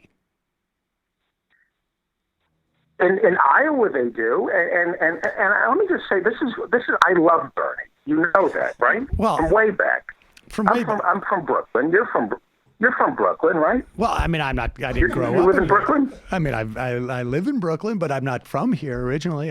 Bernie is considerably older than I. I don't think I was born when Bernie lived in Brooklyn. Okay, I want Bernie to win, but there are certain stereotypes we have to work against. If you know what I'm talking. I'm not sure I know what you're talking about. Can you be more explicit? Well, the counting thing. Can you read between the lines?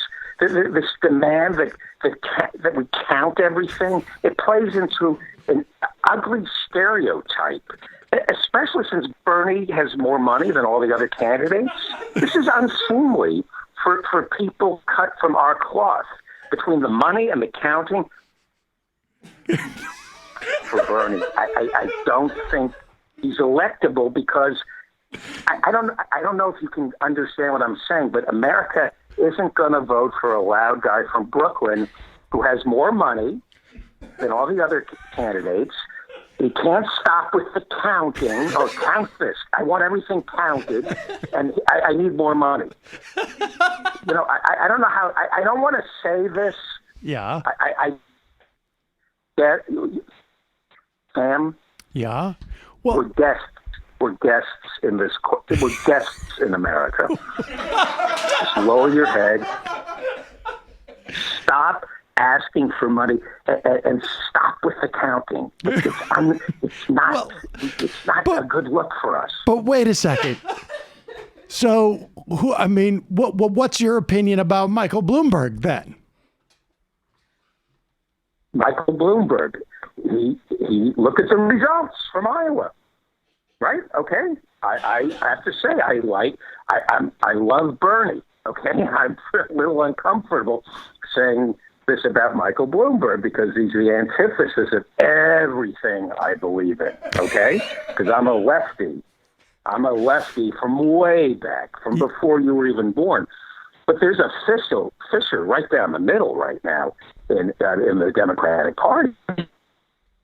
Went for Buttigieg, half the delegates went for Bernie.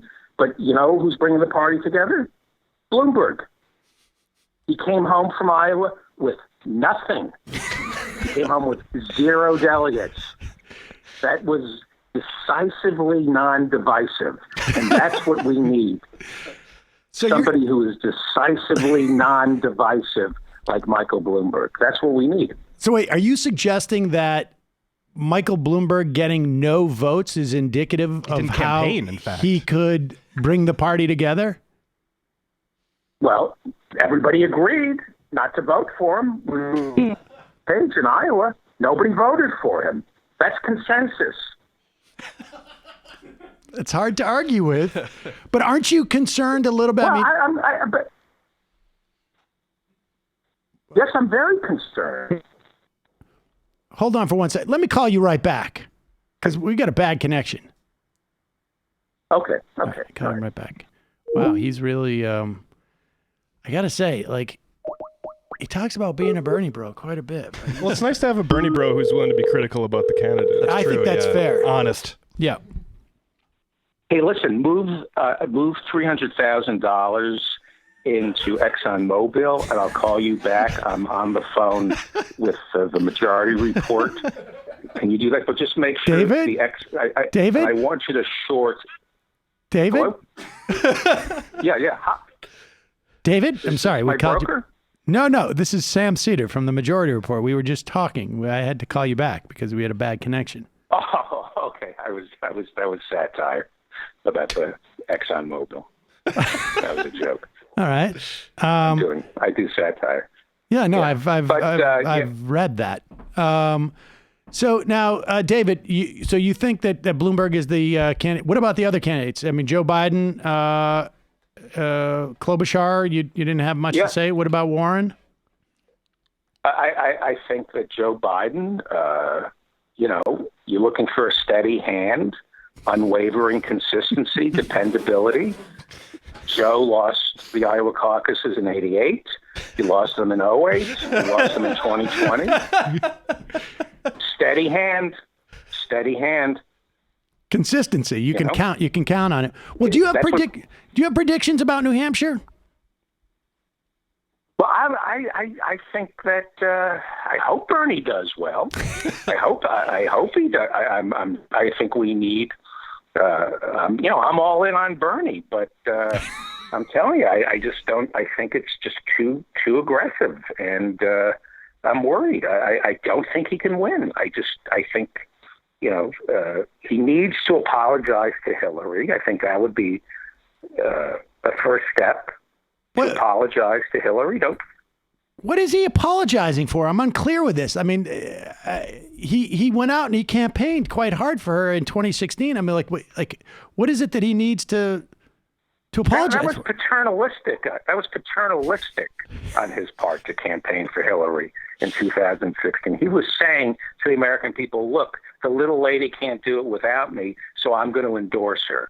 And that was sexist. And he infantilized Hillary by giving her a full-throated nomination at the convention and then going out and campaigning for her. That was demeaning and patronizing. It was like opening a door for a woman. and he should have stayed home and not campaign. That's why she lost. He was saying, look, I have to go out and campaign for this girl because the mean Donald Trump is going to beat her. That's sexist. It created doubt. And that's why she lost Bernie's endorsement. Bernie's endorsement, that's why she lost. It was patronizing and condescending. No, but wait a second. You know that I love women. No, I know that I respect women.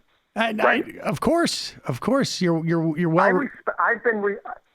I respected women before they even deserved any respect. Okay, from way back. Yes. From way back. No, before you were even born, I've been respecting women. I mean, you've been respecting women for a long time. I know that about you. And you definitely, as soon as they deserved it, you definitely, you were like one of the first ones to call that. I was the first one. And Rashida Tlaib, for her to lead that crowd in booing Hillary Clinton, how dare you? That wasn't just sexist on Rashida Tlaib's part. That was sexist to boo Hillary. But but wait, I'm going to bring this up because Hillary may or may not have Jewish grandkids. I'm not sure how they're being raised since the husband is Jewish, but Chelsea's not. Right. That was anti-Semitic when they booed Hillary. I found it to be anti-Semitic because she may or may not have Jewish grandkids. Wait a second. So you're saying that when that audience booed, and they were booing because Clinton had criticized Sanders, sort of like completely out of the blue, and the crowd booed, and Tlaib said, "Yeah, boo is okay." That was anti-Semitic. It's not okay. Well, I understand. It was, it was more than anti-Semitic. It lacked civility. And now I'm not so sure I want Medicare for all. Wait a second. Now I'm not so. Yeah. Well, I just don't understand the leap here. Now, because Hillary Clinton may or may not have a Jewish grandchild, you don't want Medicare for all. No, because of the booing, the lack of civility. I'm not sure that free tuition at our public colleges is a good idea now because of this because a Bernie surrogate misbehaved. I just can't trust the man. And he is provoking Hillary. She's a private citizen. Why is he He's promising the moon. You expect Hillary to just sit back and say nothing when Bernie is irresponsibly promising the moon? It's reckless. I'm old enough to remember JFK promising the moon, and then he promised Medicare, and then he promised Medicare, and then he promised civil rights. And once you deliver on these promises the way the Democrats did, the American people They begin to take you at your word, and they stop trusting you. They stop trusting you. No, wait a second. Because why? Yeah. Well, I just don't follow that. Because we need a country that dreams big. And Bernie's not a dreamer. He means what he says. Like Kennedy and Johnson. They meant what they said, and that's not who we are as a people. We dream of things. Like Obama, Biden, Mayor Pete. Bernie's not a dreamer. He's not dreaming about these things. He means it. That's uninspiring. That's uninspiring. You can't win an election unless you dream big. People want to be inspired. No, wait a second. They don't want you to promise the moon and then deliver it. So you're saying that the actual deliverance of aspirations is uninspiring because it means that you're not aspiring enough? I'm saying we need to dream big. Anything is possible. You heard what Joe Biden said. There's nothing this country can't do if we put our minds to it. That's who we are as a people. We dream of things and say, why not? That's what we do. We don't actually do them. If you do them, then there's no dream left. It's almost like you can't let the dog going around the track catch the rabbit, right? Or catch the car. That's what you're saying. You're saying don't catch the car. No. Exactly. Right. Exactly. So now, who are you supporting then? Because I'm confused. Because you sound like you keep saying you're supporting Bernie, but then you have all these problems with his candidacy. I am all in on Bernie. All in. I'm a Bernie bro. I'm like my kids. You know, they're embarrassed of what a leftist I am. You know, the way I wear my baseball cap to the side. It's embarrassing. You know, people my age. You know, I never grew up. You know, I'm a lefty from way back. I just can't help myself. I still listen to hip hop and stuff, and still. Still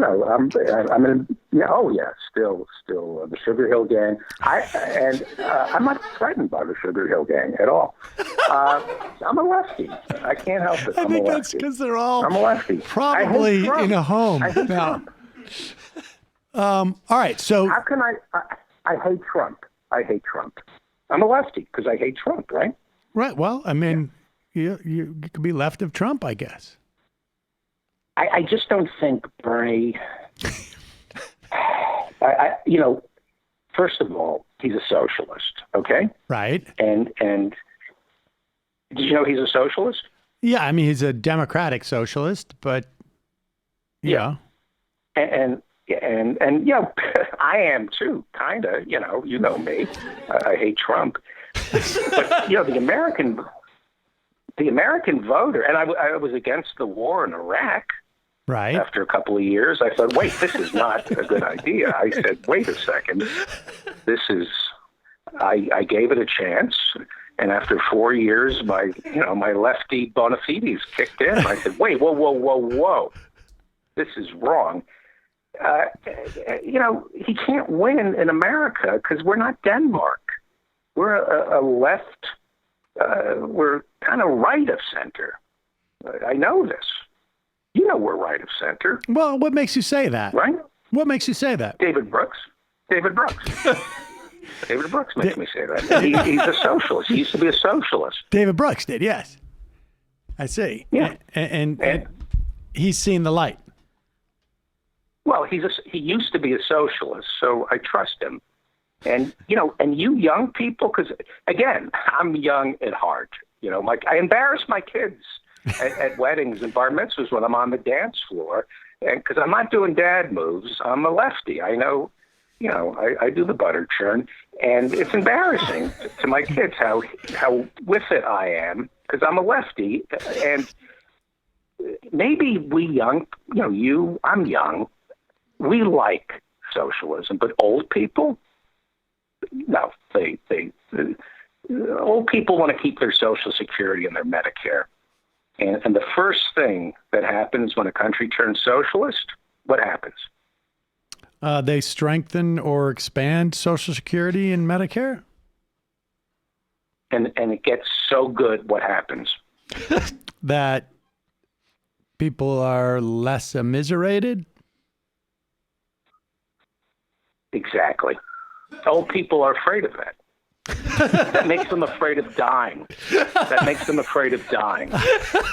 When you're in your 70s and your 80s and you have your Social Security and your Medicare and you're thinking, oh my God, they're going to take it away from me. At least maybe I'll be dead. I don't have to worry about it. But that's why, you make Social Security and Medicare too good. Old people are going to be terrified of dying. And then you can't pay for it. If they don't die, I see what you're saying. So if I understand you correctly, when they see everybody get Medicare, they're like, I don't want to die, or dying would be worse than being alive with all this support from society.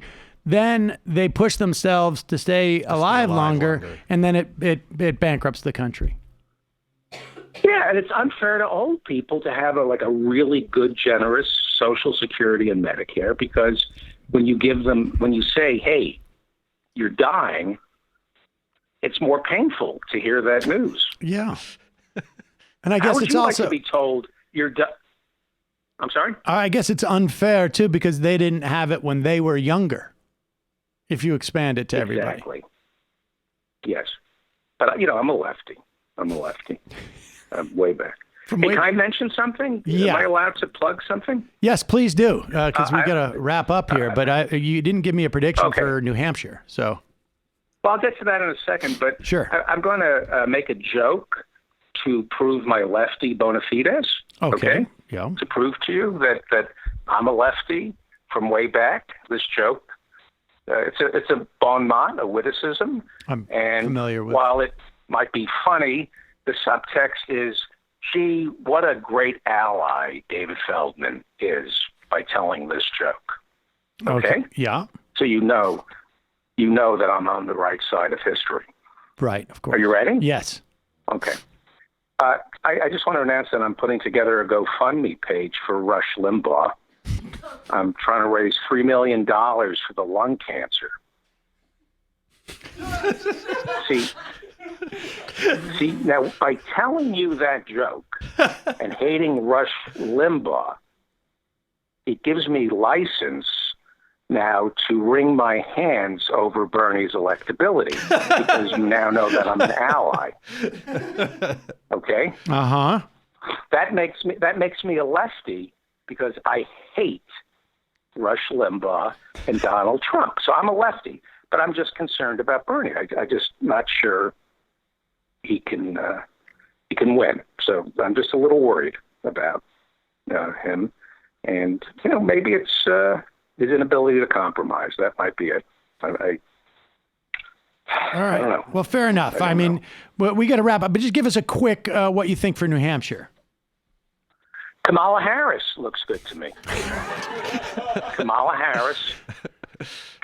Harris looks really good. I think she checks all the boxes. I don't, David, she's not in the race anymore. She's not in the race. Correct. Yeah, but I think she can win. I really think she can win in the general. And but she's not in the race. She's not in the running to even win in the general, because she's not in the running to win the primary. I like Amy. Isn't Amy still in the race? Amy Klobuchar. Yes. Okay. I love Amy Klobuchar. Their father is an alcoholic who was married several times and died broke. I love that about her. I love that that's the only thing I know about her father.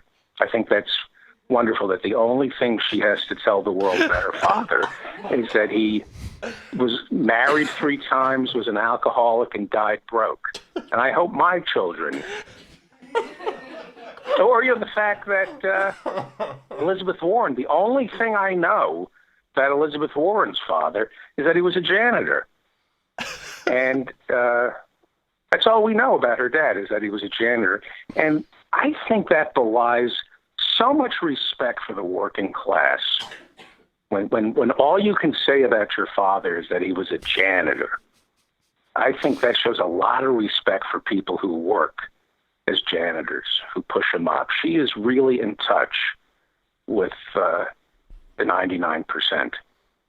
All right. She could define her father as a janitor. So your top three, as a Bernie bro, your top three choices or predictions to win that you like in New Hampshire are Kamala Harris, Amy Klobuchar, and Warren, in that order. Well, I like Elizabeth Warren because she has an open mind. She's for Medicare for all and she's against it, and I like that. She's looking at both perspectives. That's how you create a big tent. Right. I'm sorry? She is the unity. She's the unity candidate. Well, how do you bring people into the tent? She's kind of like a janitor pushing the broom, the dirty, filthy, unwashed into the tent, just like her father. Right. David Feldman. We want to get the scum of the earth into the tent. The ignorant, worthless human beings who don't deserve health care, who should be racking up debt and not being able to declare bankruptcy. And if they do declare bankruptcy, they still should owe money to credit card companies, and they shouldn't be allowed to, write off their student loans. We need these scumbags in the tent. That's how you win. That's how the Democrats win, by bringing into the tent these low-life troglodytes who don't have degrees from Harvard, these worthless scumbags who I can't believe we allow these mouth-breathing, knuckle-dragging, working class people to vote. But all right, we let them vote. David, longtime lefty, Bernie bro, are you okay? All right, listen, David, we got to go, but hang in there. Appreciate talking to you. Yeah. Okay. Go Bernie. I hope Bernie wins in New Hampshire. All right. I hope he wins. Yeah, no, you told us that. All right, bye-bye. All in. Wow. Feldman seems to be all over the place. That was days. a ride. Yeah. We're going to take a quick break, head into the fun half. Just a reminder, it is your support that makes this show possible. You can become a member at jointhemajorityreport.com. Also, don't forget, sign up for the AM Quickie, amquickie.com. Have you heard it? No. You haven't. Well, that's all right. There are still some people who have not listened yet. But look at that. Alex is getting on his phone right now. Look at that. And he is subscribing to it. There you go. 5 minutes every morning. Wouldn't it be nice to get as you going onto the subway or going into town or just in the newsroom in the morning for the New Republic? I'll just start playing. Yeah, I'll just start playing it on my when I get to work. I'll just turn my and I recommend everyone else do that too. Right, exactly. Go to work, turn your speakers on high. It's like 10-10 wins, but with a little lefty bent. Yeah. That's what it's like. Do you do traffic and weather? We don't do traffic and weather yet. Also, justcoffee.coop, fair trade coffee, tea, or chocolate. Use the coupon code majority, get 10% off. Alex, you want to say something about the New Republic? Yeah. Aren't you hosting a podcast now? Yes. We just launched. We just have a pilot episode up so far, and future episodes will be coming in coming weeks, and then it'll be more regular. But it's called The Politics of Everything. I'm the co-host of the New Republic's newest podcast. You can find it at newrepublic.com or to just Google New Republic podcast, and it'll probably show up. Who's your co-host? Laura Marsh, the literary editor of the magazine. There you go. Yep. Jamie, the Antifada. Oh, what do we got this week on the Antifada? Sean has made a renewed effort, I would say, a recommitment to diving deep into Marxist political economy. And to that end, he has a 2-part episode with a couple of very smart left communists that he met on twitter.com. I don't know if you're familiar with that website, about The organic composition of capital, the tendency of the rate of profit to fall over time. Basically, hashtag the line goes down, folks. Capitalism, not good. Very bad. Classic tendency. Got to get rid of it. So yeah, if you want to understand all the things I just said, listen to this episode. Patreon.com/theantifada. Matt? Literary Hangover is going to be tardy this week because I was not able to. Yeah, last night was our only window for recording, and something came up. But it will be out sometime next week. We're doing Ebenezer Cook's 1731 poem in couplets called Bacon's Rebellion, and we're going to talk about Bacon's Rebellion, which is a very interesting time in American history that stays with us today. And speaking of which, TMBS live tonight. It's live tonight? Live tonight. Oh, the live show is tonight, Live but show's the actual show was last night. It was 2 nights ago. It was on Wednesday night. Oh, okay. Yeah. All right. I forgot that too. I have no idea what day today is. So go to youtube.com/The Michael Brooks Show. And you can get it TMBS on patreon.com as well. See you in the fun half. Left is best. Jamie and I may have a disagreement. Yeah, you can't just say whatever you want about people just because you're rich. I have an absolute right to mock them on YouTube. He's up there buggy whipping like he's the boss. I am not your employer. You know, I'm tired of the negativity. I'm sorry. I didn't mean to upset you. You're nervous? You're a little bit upset? You're riled up? Yeah, maybe you should rethink your defense of that, you fucking idiots. We're just going to get rid of you. All right. But dude. You want to smoke this joint? Yes. Do you feel like you are a dinosaur? That's a good shit. Exactly. I'm happy now. It's a win-win. It's a win-win-win. Oh, hell yeah. Now listen to me. 2, 3, 4, 5 times. 847-906-501-457. 2, 38, 56, 27. 1/2. 5 eighths. 3.9 billion. Wow. He's the ultimate math nerd. Don't you see? Why don't you get a real job instead of spewing vitriol and hatred, you left-wing Limbaugh? Everybody's taking their dumb juice today. Come on, Sammy. Dance, dance, dance.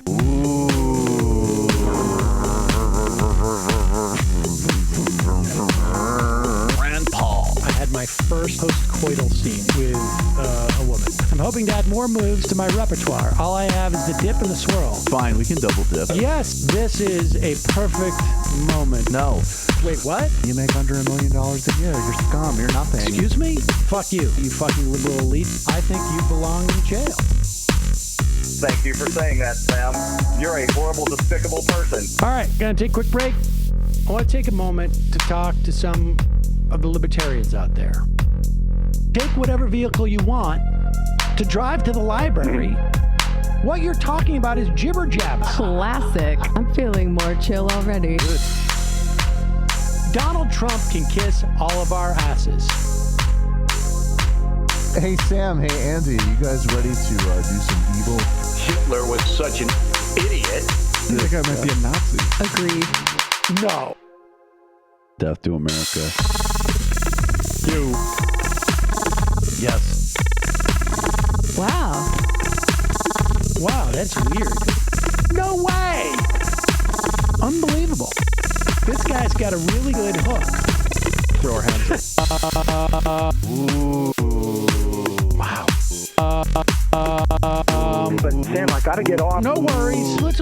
I want to just flesh this out a little bit. I mean, look, it's a free speech issue. If you don't like me, Hey! Shut up! Thank you for calling into the Majority Report. Sam will be with you shortly. we are back. It is the fun half. I've got the IM up. I don't think we're going to be taking calls today, folks. I don't think we have that much time to do so because I got to hop a plane. Oh, it was Hayes. Yeah, we were just, we're going to talk about Donald Trump's insane rantings yesterday. But I do think, because I guess I haven't been on air really since Romney did that. I mean, I'm not a fan of Mitt Romney's. Mm-hmm. but I think he was sincere. And I think he basically may have made a calculation like, I'm not going to be president. Mm-hmm. And I think he feels like he could win that Senate seat. He'll be able to win that Senate seat for the rest of his life. For the rest of his life. And even if he doesn't at this point, like, yeah, he's had a good run. Yeah. Yeah. Governor, chair of the Olympics. And I think theft of pension funds. Killed, was it Toys R Us or KB Toys? One of those? KB Toys, I think. Well, that's what, because I know, like, right, you and I know a lot about Mitt Romney and don't really like the guy, but right. Everyone else, like, he's going to Leverage end his buyouts. career. Whenever he ends his career, people are going to be like, that's what Republicans used to be like, right? Like, they're going to, and, you know, I think that he's the sort of person for whom that matters. It is. So, I mean, the import, like, look, I thought that what we were going to have was on all the articles of impeachment, like I think we would have on the obstruction, I thought we would have like a 44 to 54 vote. And I thought, maybe we'd get like a 46 to 52 on the other. Yeah. And the idea that he abandoned Trump and took away that talking point of it being, I mean, first of all, like Susan Collins. Yep. She must have been on, she must be on career suicide watch. Yeah. Cory Gardner. Like, if I'm running against these guys and Martha McSally, there's a decent number of Mormons in that state in Arizona. If I'm running against them, I thought this was going to be a tough vote for them to take on the witnesses. Yeah. That was going to be the tough vote. But when Mitt Romney did that, the impeachment itself becomes a tough vote. The witnesses becomes even more so. Yeah. Because it's like, you can't say it was a partisan witch hunt anymore. No, exactly. And like not just a Republican, but the former like standard bearer of the party is now on the record. Like, yeah. Hey, Cory Gardner, why don't you tell me why the last two presidential candidates for the Republican Party voted against Donald Trump and you can't? Yeah. Susan Collins, why, if you're so independent, why couldn't you follow what the last Republican presidential candidate did? I mean, that is, yeah, for Collins in particular, she has to be like, right. She has to be completely pissed off that happened. Absolutely. Absolutely. And because they were meeting too, right? They weren't they all part of the meeting? And I think, Murkowski was voting to protect Dan Sullivan up in Alaska, and it all was for naught on some level. I mean, I don't think, I can understand why people probably personally don't like Mitt Romney. I think he's sort of a freak. Yes. But they have a whole new set of reasons not to like him. Yeah. Tom Tillis is also in trouble. In fact, I think yesterday people spoke about the, in South Carolina story, I'm not sure where this came from, but it was the Post and Courier. A group of prominent upstate Republicans, upstate South Carolina, are launching a wide-scale effort this week to encourage Republican voters across South Carolina to vote for Senator Bernie Sanders in the February 29th Democratic primary. That's going on in South Carolina. Be careful what you wish for, guys. Yeah. Be very careful. Yeah, there's no track record of the Pied Piper strategy backfired. Yes. Just ask. I would also like to encourage Republican voters to vote for Bernie Sanders in the primaries, like all across the country. Exactly. Operation Chaos. And then continue voting for him in the general. Like, why not? Exactly. That would really screw things You know what up. would really make Hillary mad? I got a story somewhere here where in North Carolina, Tom Tillis is in such trouble that Republicans are pouring money into the Democratic race, trying to make sure that they get the most the most left-wing candidate. Yeah. I don't know much about it. I got to dig into that a little bit more. But that sounds like a good idea to me, too. Yeah, absolutely. North Carolina is also one of those states. I mean,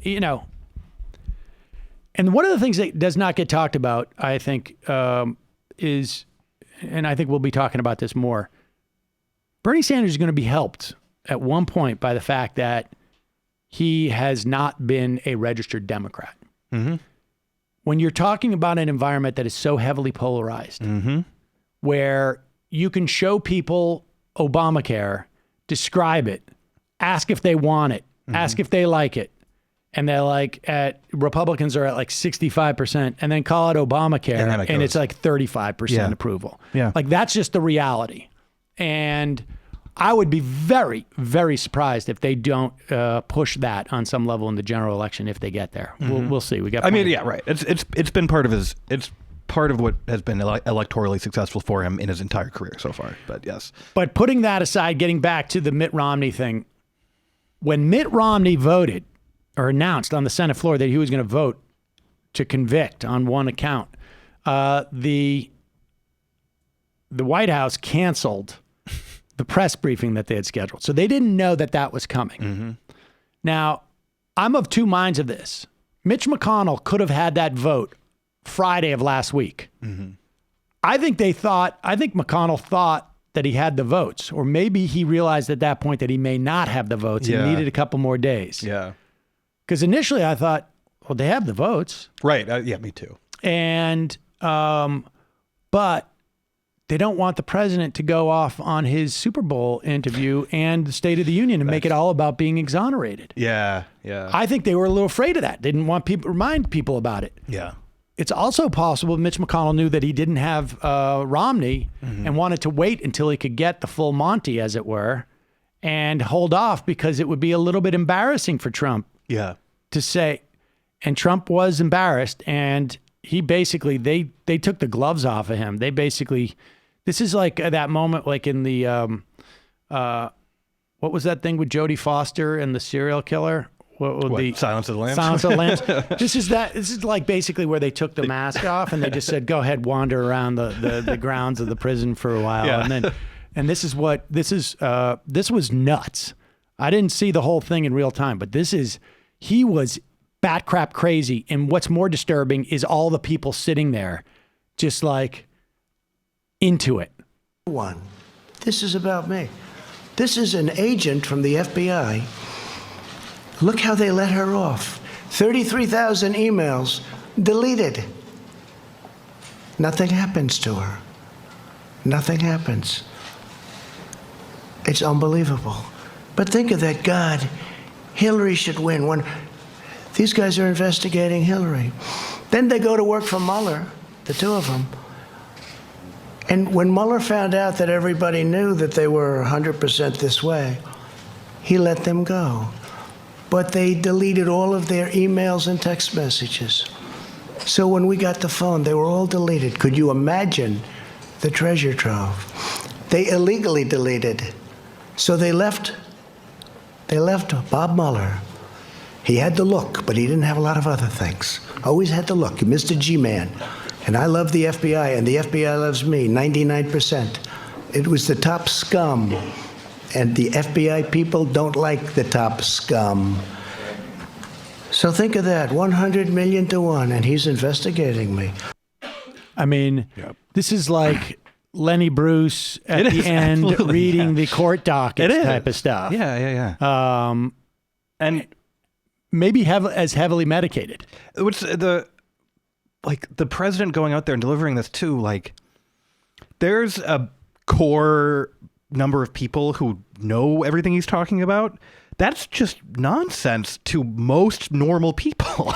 I mean, honestly, if Michael Bloomberg was serious about it, and I say only Michael Bloomberg because he has all this money. Yeah. I mean, the DNC is spending it all on golden parachutes for people they have to eject because they can't count votes.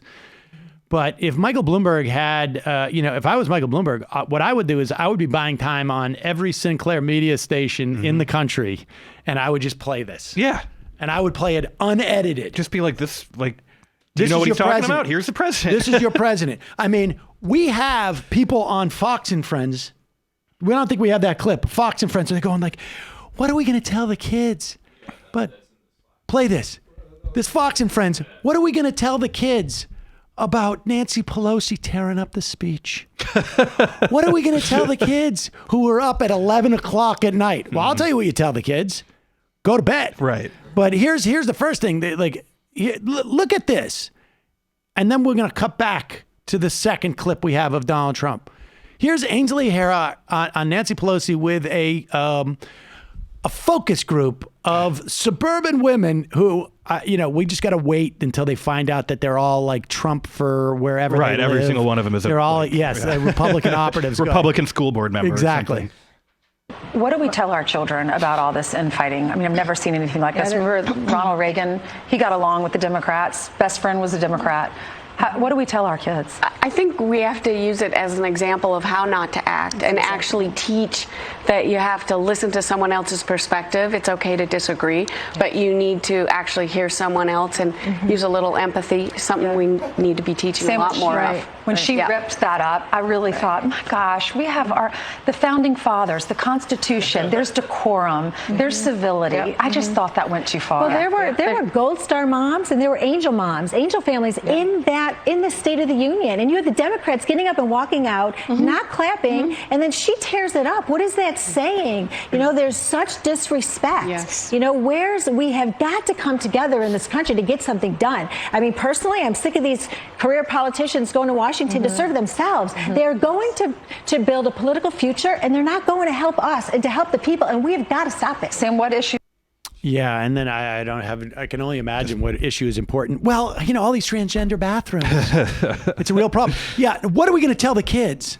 Like the idea of the founding fathers ripping up anything. Yeah. They would never do that because, first of all, the way that paper was such a valuable commodity at that time. Yeah. Didn't it wasn't so easy. Congressman beat another one with his cane Yes, at one point? in Reconstruction. Yes, right. Following in the radical Republicans.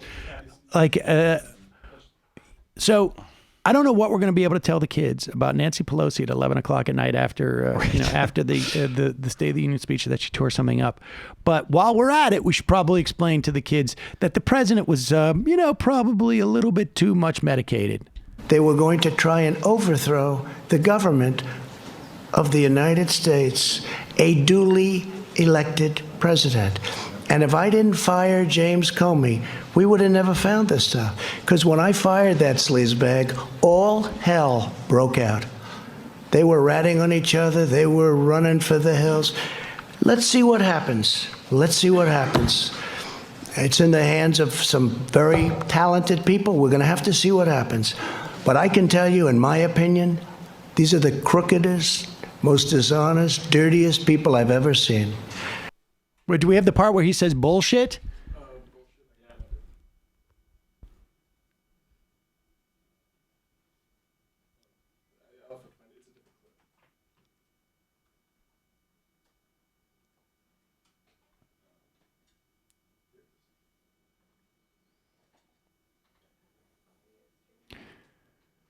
So after they get done explaining why there is, why they don't know how to tear paper, then okay, well it's 4 seconds. I don't know. In context, it was better, but let's play it anyways. Did we not pull it? It was all bullshit. I mean, the years in which we heard, like, what are we going to tell the children about Bill Clinton? Yeah. I mean, my God, any president in the television age saying that while president would have been the sort of like hand-wringing about it would have been incredible. Yeah. I mean, can you imagine if Barack Obama had said bullshit or called the FBI scum? Yeah. Or, I mean, just like, it's unbelievable. Yeah. It's unbelievable. It would have been kind of cool. It would have been super cool, and he would be out of office like the next day. They would be marching. I mean, you Washington. can point to in his presidency. You can point to the He minute wore white a tan suit. No, it was literally when he said that a cop act stupid was like the minute whites began abandoning ship. Yeah. Literally, he said a cop acted stupid. Yeah. And that was like, woo. And just a reminder, he was talking about when a cop basically pulled his gun on, was it Gates? Yeah. A Harvard professor at in his own in house. Yeah. Yeah, stupid is one way to describe it. Yeah. That's about as tame. I mean, but that out, shows like that is in terms of race relations. That shows where Obama's where the parameters were. Yeah, absolutely. If he had said something more aggressive, like this thing was a huge scandal for 6 months. Yeah. The beer summit. Mm-hmm. I mean, they dined on that for 6 months. Yep. I mean, I think it's possible that Rush Limbaugh got lung cancer just from articulating beer summit so many times. But yeah. Let's have a little bit of a palate cleanser from all the rigmarole. Here is Dave Rubin. Do you know who Dave Rubin is? I do know who Dave Rubin is, yes. Dave Rubin's greatest, according to Dave Rubin, his mentor, his Northern Light has been Larry King. He has wanted to do a Larry King show, of course, without the phone calls, which was the staple of the Larry King show, because it would allow people to challenge him. And Larry King, of course, also did not just sort of randomly platform, horrendous people and claim that they were the mainstream, like cult leaders like Stefan Molyneux or cult-like leaders. How's that? I should correct myself. And say, we're sort of the center now. But aside from that, Larry King is his God. And was this live? This was live a couple days ago. This is live. And this happened. Basically, Larry King, I don't know. I suppose if you were to sort of plan, what can I do on his show to show as little respect for what Dave Rubin does that I could. Now, I don't know that's what Larry King had in mind, but that's the way it certainly comes off. Watch this. Yeah, but that gets to what you were saying about this sort of partisan way of just, you pick your side and that's sort of where we're at. And these guys aren't going to dinner with each other anymore or any of these things. You know any Republican moderates? I grew up with a lot of them. Yeah. New York Herald Tribune. There's some great. Pause it for 1 second. Now, this is great because he doesn't know what to say to his legend. Dave Rubin, who is literally making the case we can't really be real. We just have to be in our own teams. Yeah. And his legend says, do you know any Republican moderates? Because I sure don't. There used to be. And Rubin can't say yes. Yeah. Because if he does, his entire business plan goes down the toilet. Mm-hmm. But that's not the really the and I'm not convinced after this. Larry King is boy, this guy's full of shit. But here we go. Watch. Yeah. New York Herald Tribune. There's some great Hugh Scott of Pennsylvania, Jake Javits of New York. Yeah. He's a distant cousin of mine, actually. Oh yeah. Yeah, that's all I can add to it. Great man. Yeah. Great man. Oh, he's got a phone. Now let me show the audience. Yeah, show us this phone. This old. Is Samsung makes it. I visited that company in Korea. Yeah. Samsung and it's ringing right now. It is. What is he? Is he a spokesperson for Samsung now? Is that? Hey, Cannon, where are you? I just got back to school from. Oh, you didn't have a game today? Dave can't believe he took a phone call in the middle of his thing. And I got a list. You got a doubleheader this coming Saturday. How did you do? Larry. Larry, we're live. Did you hear that? Go back. Yeah. Go back a little bit. They're live. Yes. And Larry doesn't seem to have any desire to continue this conversation with Dave Rubin. Dave warns him 20 seconds into it that they're live, and see how long this goes on. Larry, okay. This coming Saturday. Watch. Look at. Yeah, we had a doubleheader today too. How did you do? Larry. He whispers. Yeah, nobody can hear. I don't want to interrupt your phone. Oh, that's great. Larry's in no hurry. Look at Rubin doesn't know what to do.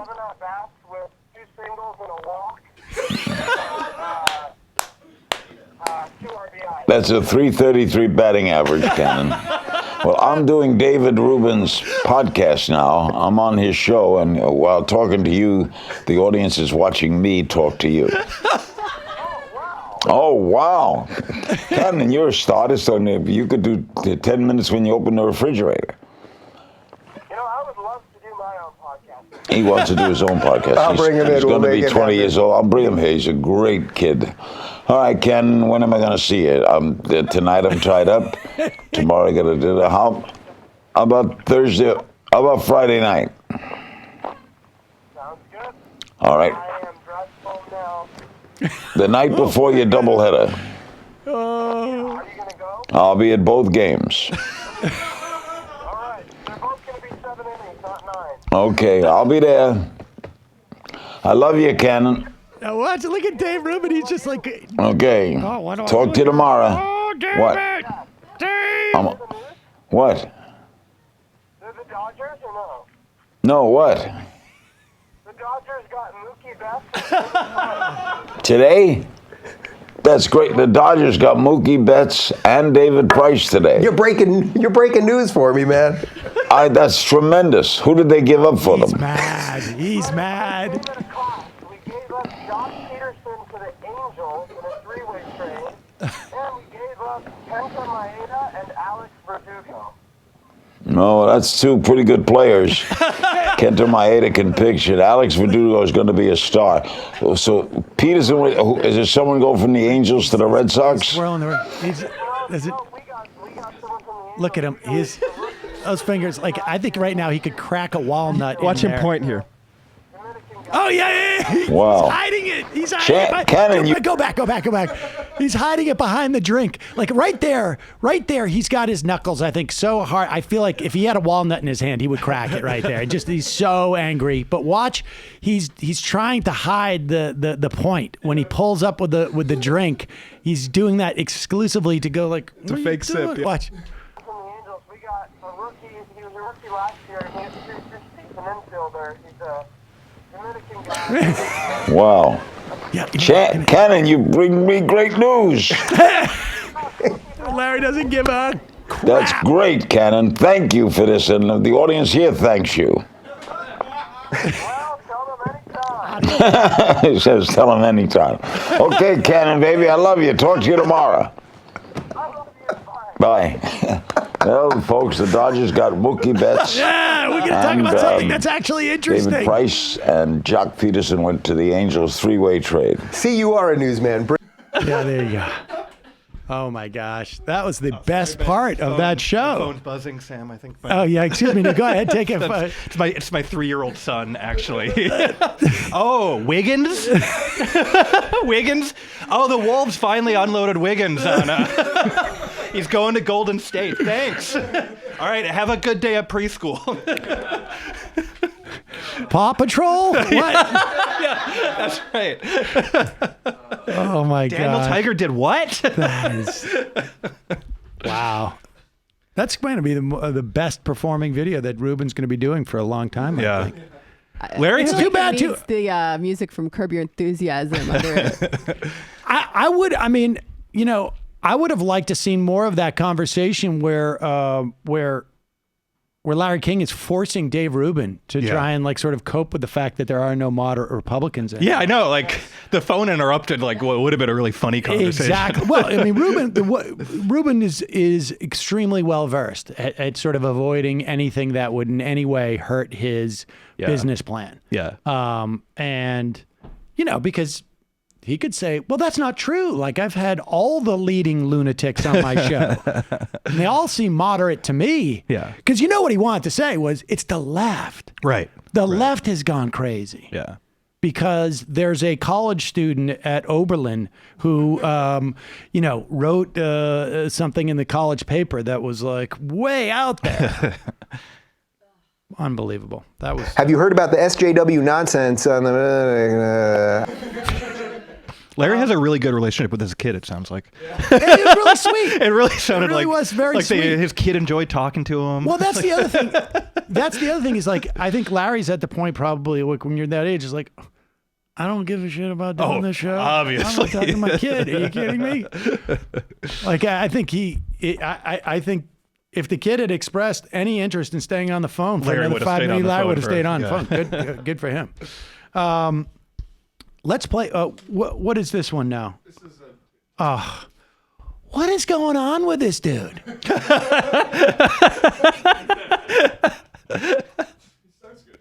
I just like I don't understand people who think they can not know what they're talking about and say it with such assuredness.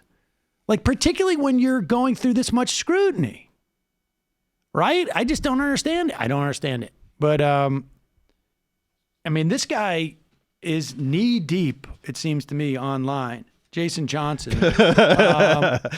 Because he's been arguing, the big thing he's been arguing is that Bernie Sanders and Michael Bloomberg are both oligarchs. Well, or that we shouldn't say oligarchs, and that Bernie Sanders is an oligarch. Like, it's like, surely. Yeah, we shouldn't in academic settings. Yeah, we shouldn't say Bloomberg is an oligarch, and also oligarchs include Bernie Sanders. And millionaires and billionaires are the same. Yeah. But the problem is the system. Therefore, Bloomberg is fine. It's very strange. He doesn't, like, you shouldn't demonize anybody. Well, it's like, how about he just stop using his money to change the course of human history?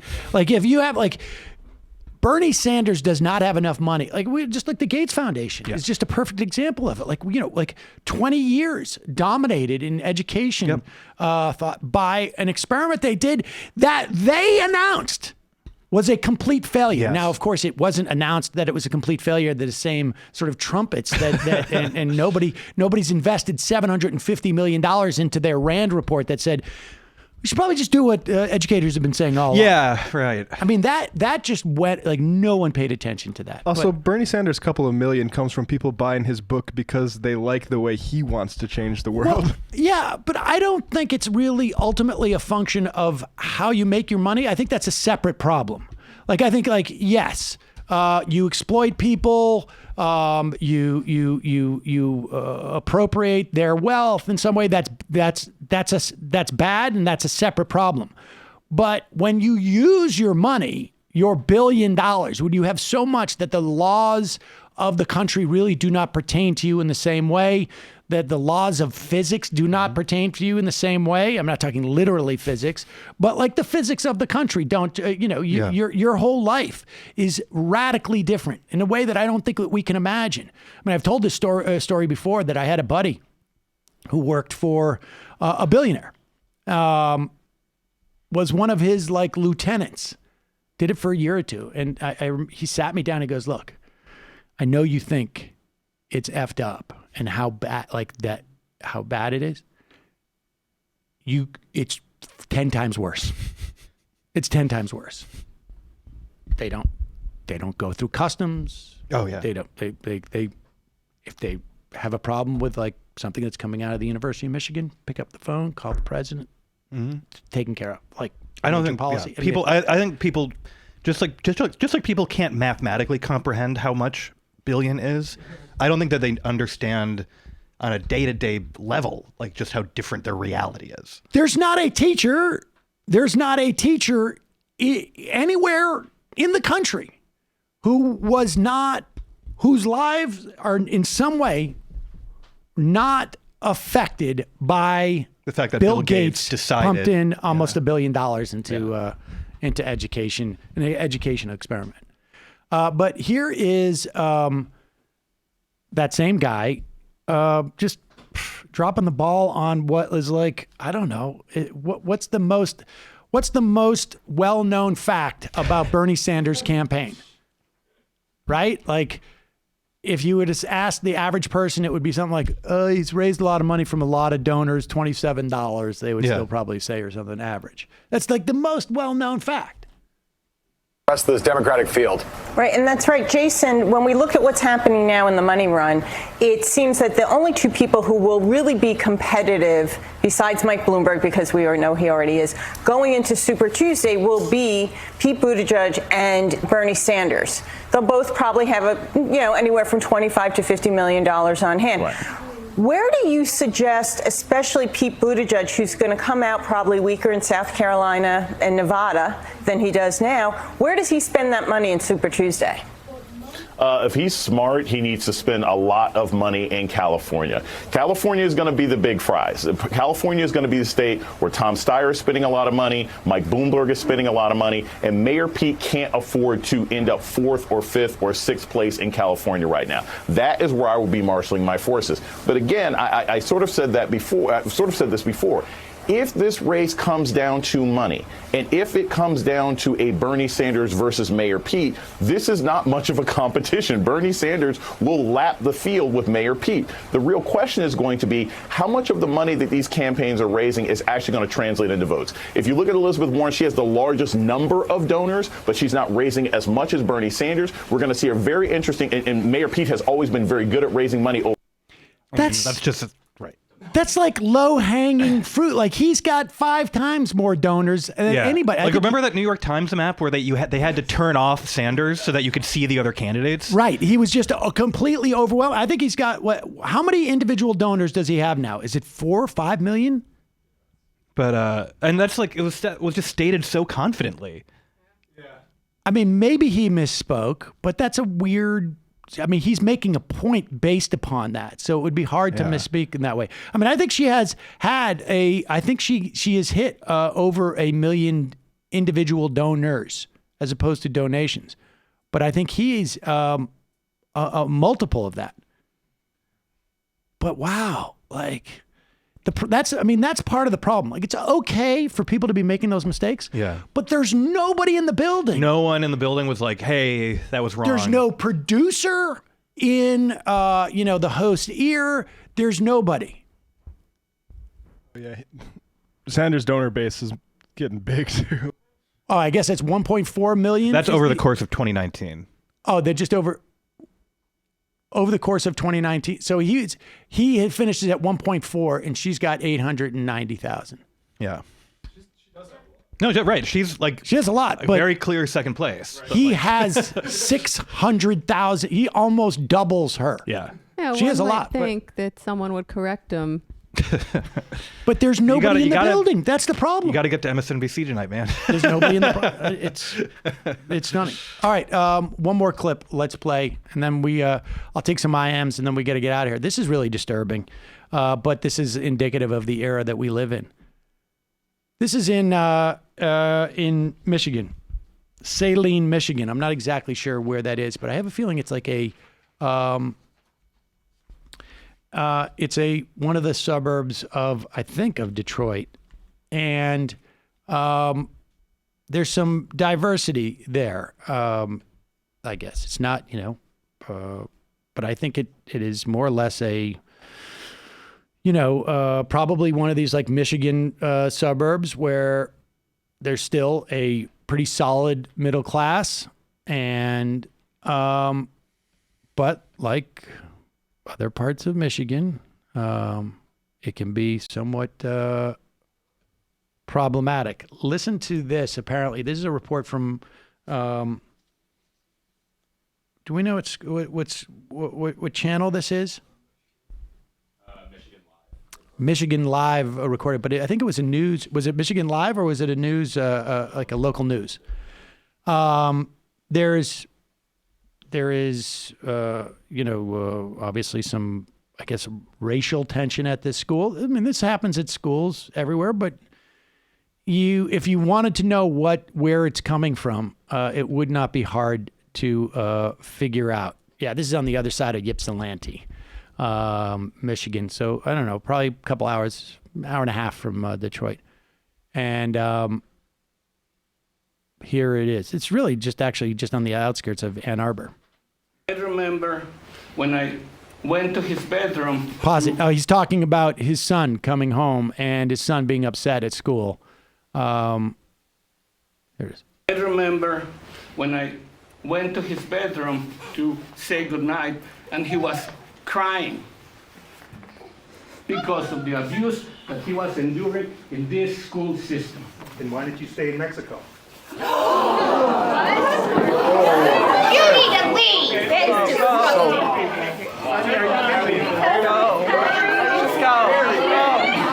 That's indicative of what these kids are experiencing. That's indicative of what our kids are experiencing.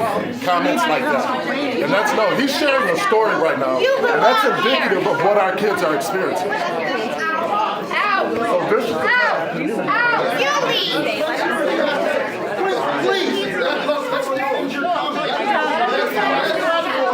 This is a platform for discussion. No, that's right. That's right. Okay. You're right. You're right. You got the floor. I got You got respect the for you. floor. All right, wherever you are. But no, you got the floor. Hey, you interrupted him. Take the mic. You interrupted him. All right. We're going to have this meeting. Let me answer the question. She asked me a question. Go ahead. She asked me a question, why didn't I stay in Mexico? Because this is the greatest country in the world. Yeah. But you're complaining about being here. You're complaining about being here. It's not your turn. It's not your turn. You get the mic next. You get the mic next. Here's the thing. Okay. Unbelievable. And then later, the guy was he was talking about how white people have a tough time, and wasn't that at the end of that clip, Brendan? The guy ultimately got the mic, but I have a sense of where the kids there are all sorts of like They're problems learning it with from somewhere. race in that school, and you know. My experience of Michigan has not been terribly dissimilar from that. I mean, here's the second part of that local ABC story. Racism exists. The offending parent eventually takes the mic to make this point. Try being white and walk in a black neighborhood, see what happens. And like you saw this incident where somebody made a little tweet. Okay, nobody was hurt in that. You know, nobody got hurt in that. It was done off campus. After the meeting, Iriola told us the incident felt like an old wound being reopened. Not just for me, but for my children. Iriola kept his composure and eventually answered the man's question, which resulted in another outburst. She asked me a question, why didn't I stay in Mexico? Because this is the greatest country in the world. Yeah. But you're complaining about being here. You're complaining about being here. I mean, this is. I admire that guy's composure, Adrian. Oh my God! Seriously, I mean, I'm heartened by the reaction of by the everybody else. majority of the crowd yes, there. exactly. Like this one racist is clearly in the minority. Yeah. Racism is not widely popular. It's just useful for Republicans. Yeah. Basically. I mean, right. In At least overt that racism. specific form of it, yeah. And I think it's more motivating Yes. for the racists in many respects. All right, I'm going to go through 10 of these. Josh Rick Stengel is a Princeton grad and a Rhodes Scholar, so he's just showing class solidarity when he lies on MSNBC. Winnipeg Craig, Sam, have you seen the Bloomberg interview on Colbert? A few weeks old now, but it's worth checking out. He acknowledges his apology for stop and frisk, but then says it was right to do it and lowered the murder rate. It's split into 2 videos on YouTube. Oh. JJ Cool. Hi, Sam. To convince Jamie about Dore, you might need to use class analysis language. Our capitalist oligarchs love to see stooges go on and blur the view of where problems actually come from. I'm sure you can count on one hand the number of Tucker viewers who care about Guaido and playing into their preconceived notions that all the politics are the same. Jimmy ultimately does a complete disservice to left politics. Fair enough. Well done. Pick Pocket Rick. I love when Alex and Nomiki are in the studio. Also, will you be at the DNC this summer? Yes. Spaghetti Western Civilization. Starting to notice you treat Jamie pretty poorly, Sam. Like I honestly want to believe otherwise for a long time, but it's getting harder to do. Well, apologize for that. Apologies, but I'm sorry. I mean, I just I get a little heated about these I think things. we might have been talking past each other a little bit, and it is a bailiwick of yours, so I should know. Breaking bad news. Antarctica just hit 65 degrees. Hottest temperature on record. Time for some compromise. Am I right? Yeah, I saw Antarctica like trending, and that's never good. Yeah. it's not going to be good news when it's like Good why are people news. talking We about may have an Antarctica? extra 15 years. Robot Cat. Early in today's program, you compared the DNC's operation to a circle jerk, but I believe metaphorically it's closer to a daisy chain. Fair. I mean, all right. But what if you go across? Matt, jacuzzi guy. Everyone says, okay, boomer, but does anyone stop to ask, you okay, boomer? Gons. Housing finance agencies are a perfect example of neoliberal self-dealing. Cyberquaker, have you seen that they've also announced the pledged delegate count for Iowa? Somehow a 0.1% lead means Pete gets 1 extra delegate. Also, Amy somehow got 1 delegate with less than 13%. Kyle's from SLC.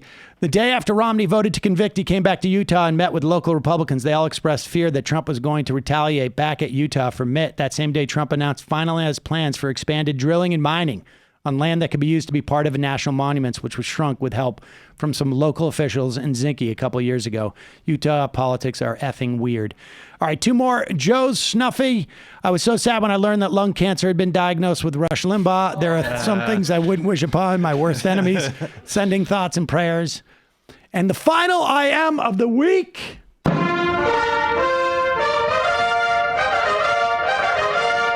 Rick from Florida. A lot of people on the left, including myself, are increasingly under the belief that much of the center to center left establishment class would rather see Trump elected again than have to deal with a Bernie Sanders presidency, which could fundamentally challenge their status and power.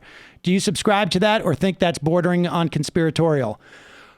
I would say I'm somewhere in between. I don't think that's conspiratorial. No, I think that this is what you're talking about when you say the Democrats encompasses a large number of different groups and organizations, right? Like, plenty of elected Democrats are like, we don't really like Bernie's politics, but if he wins, that's fine.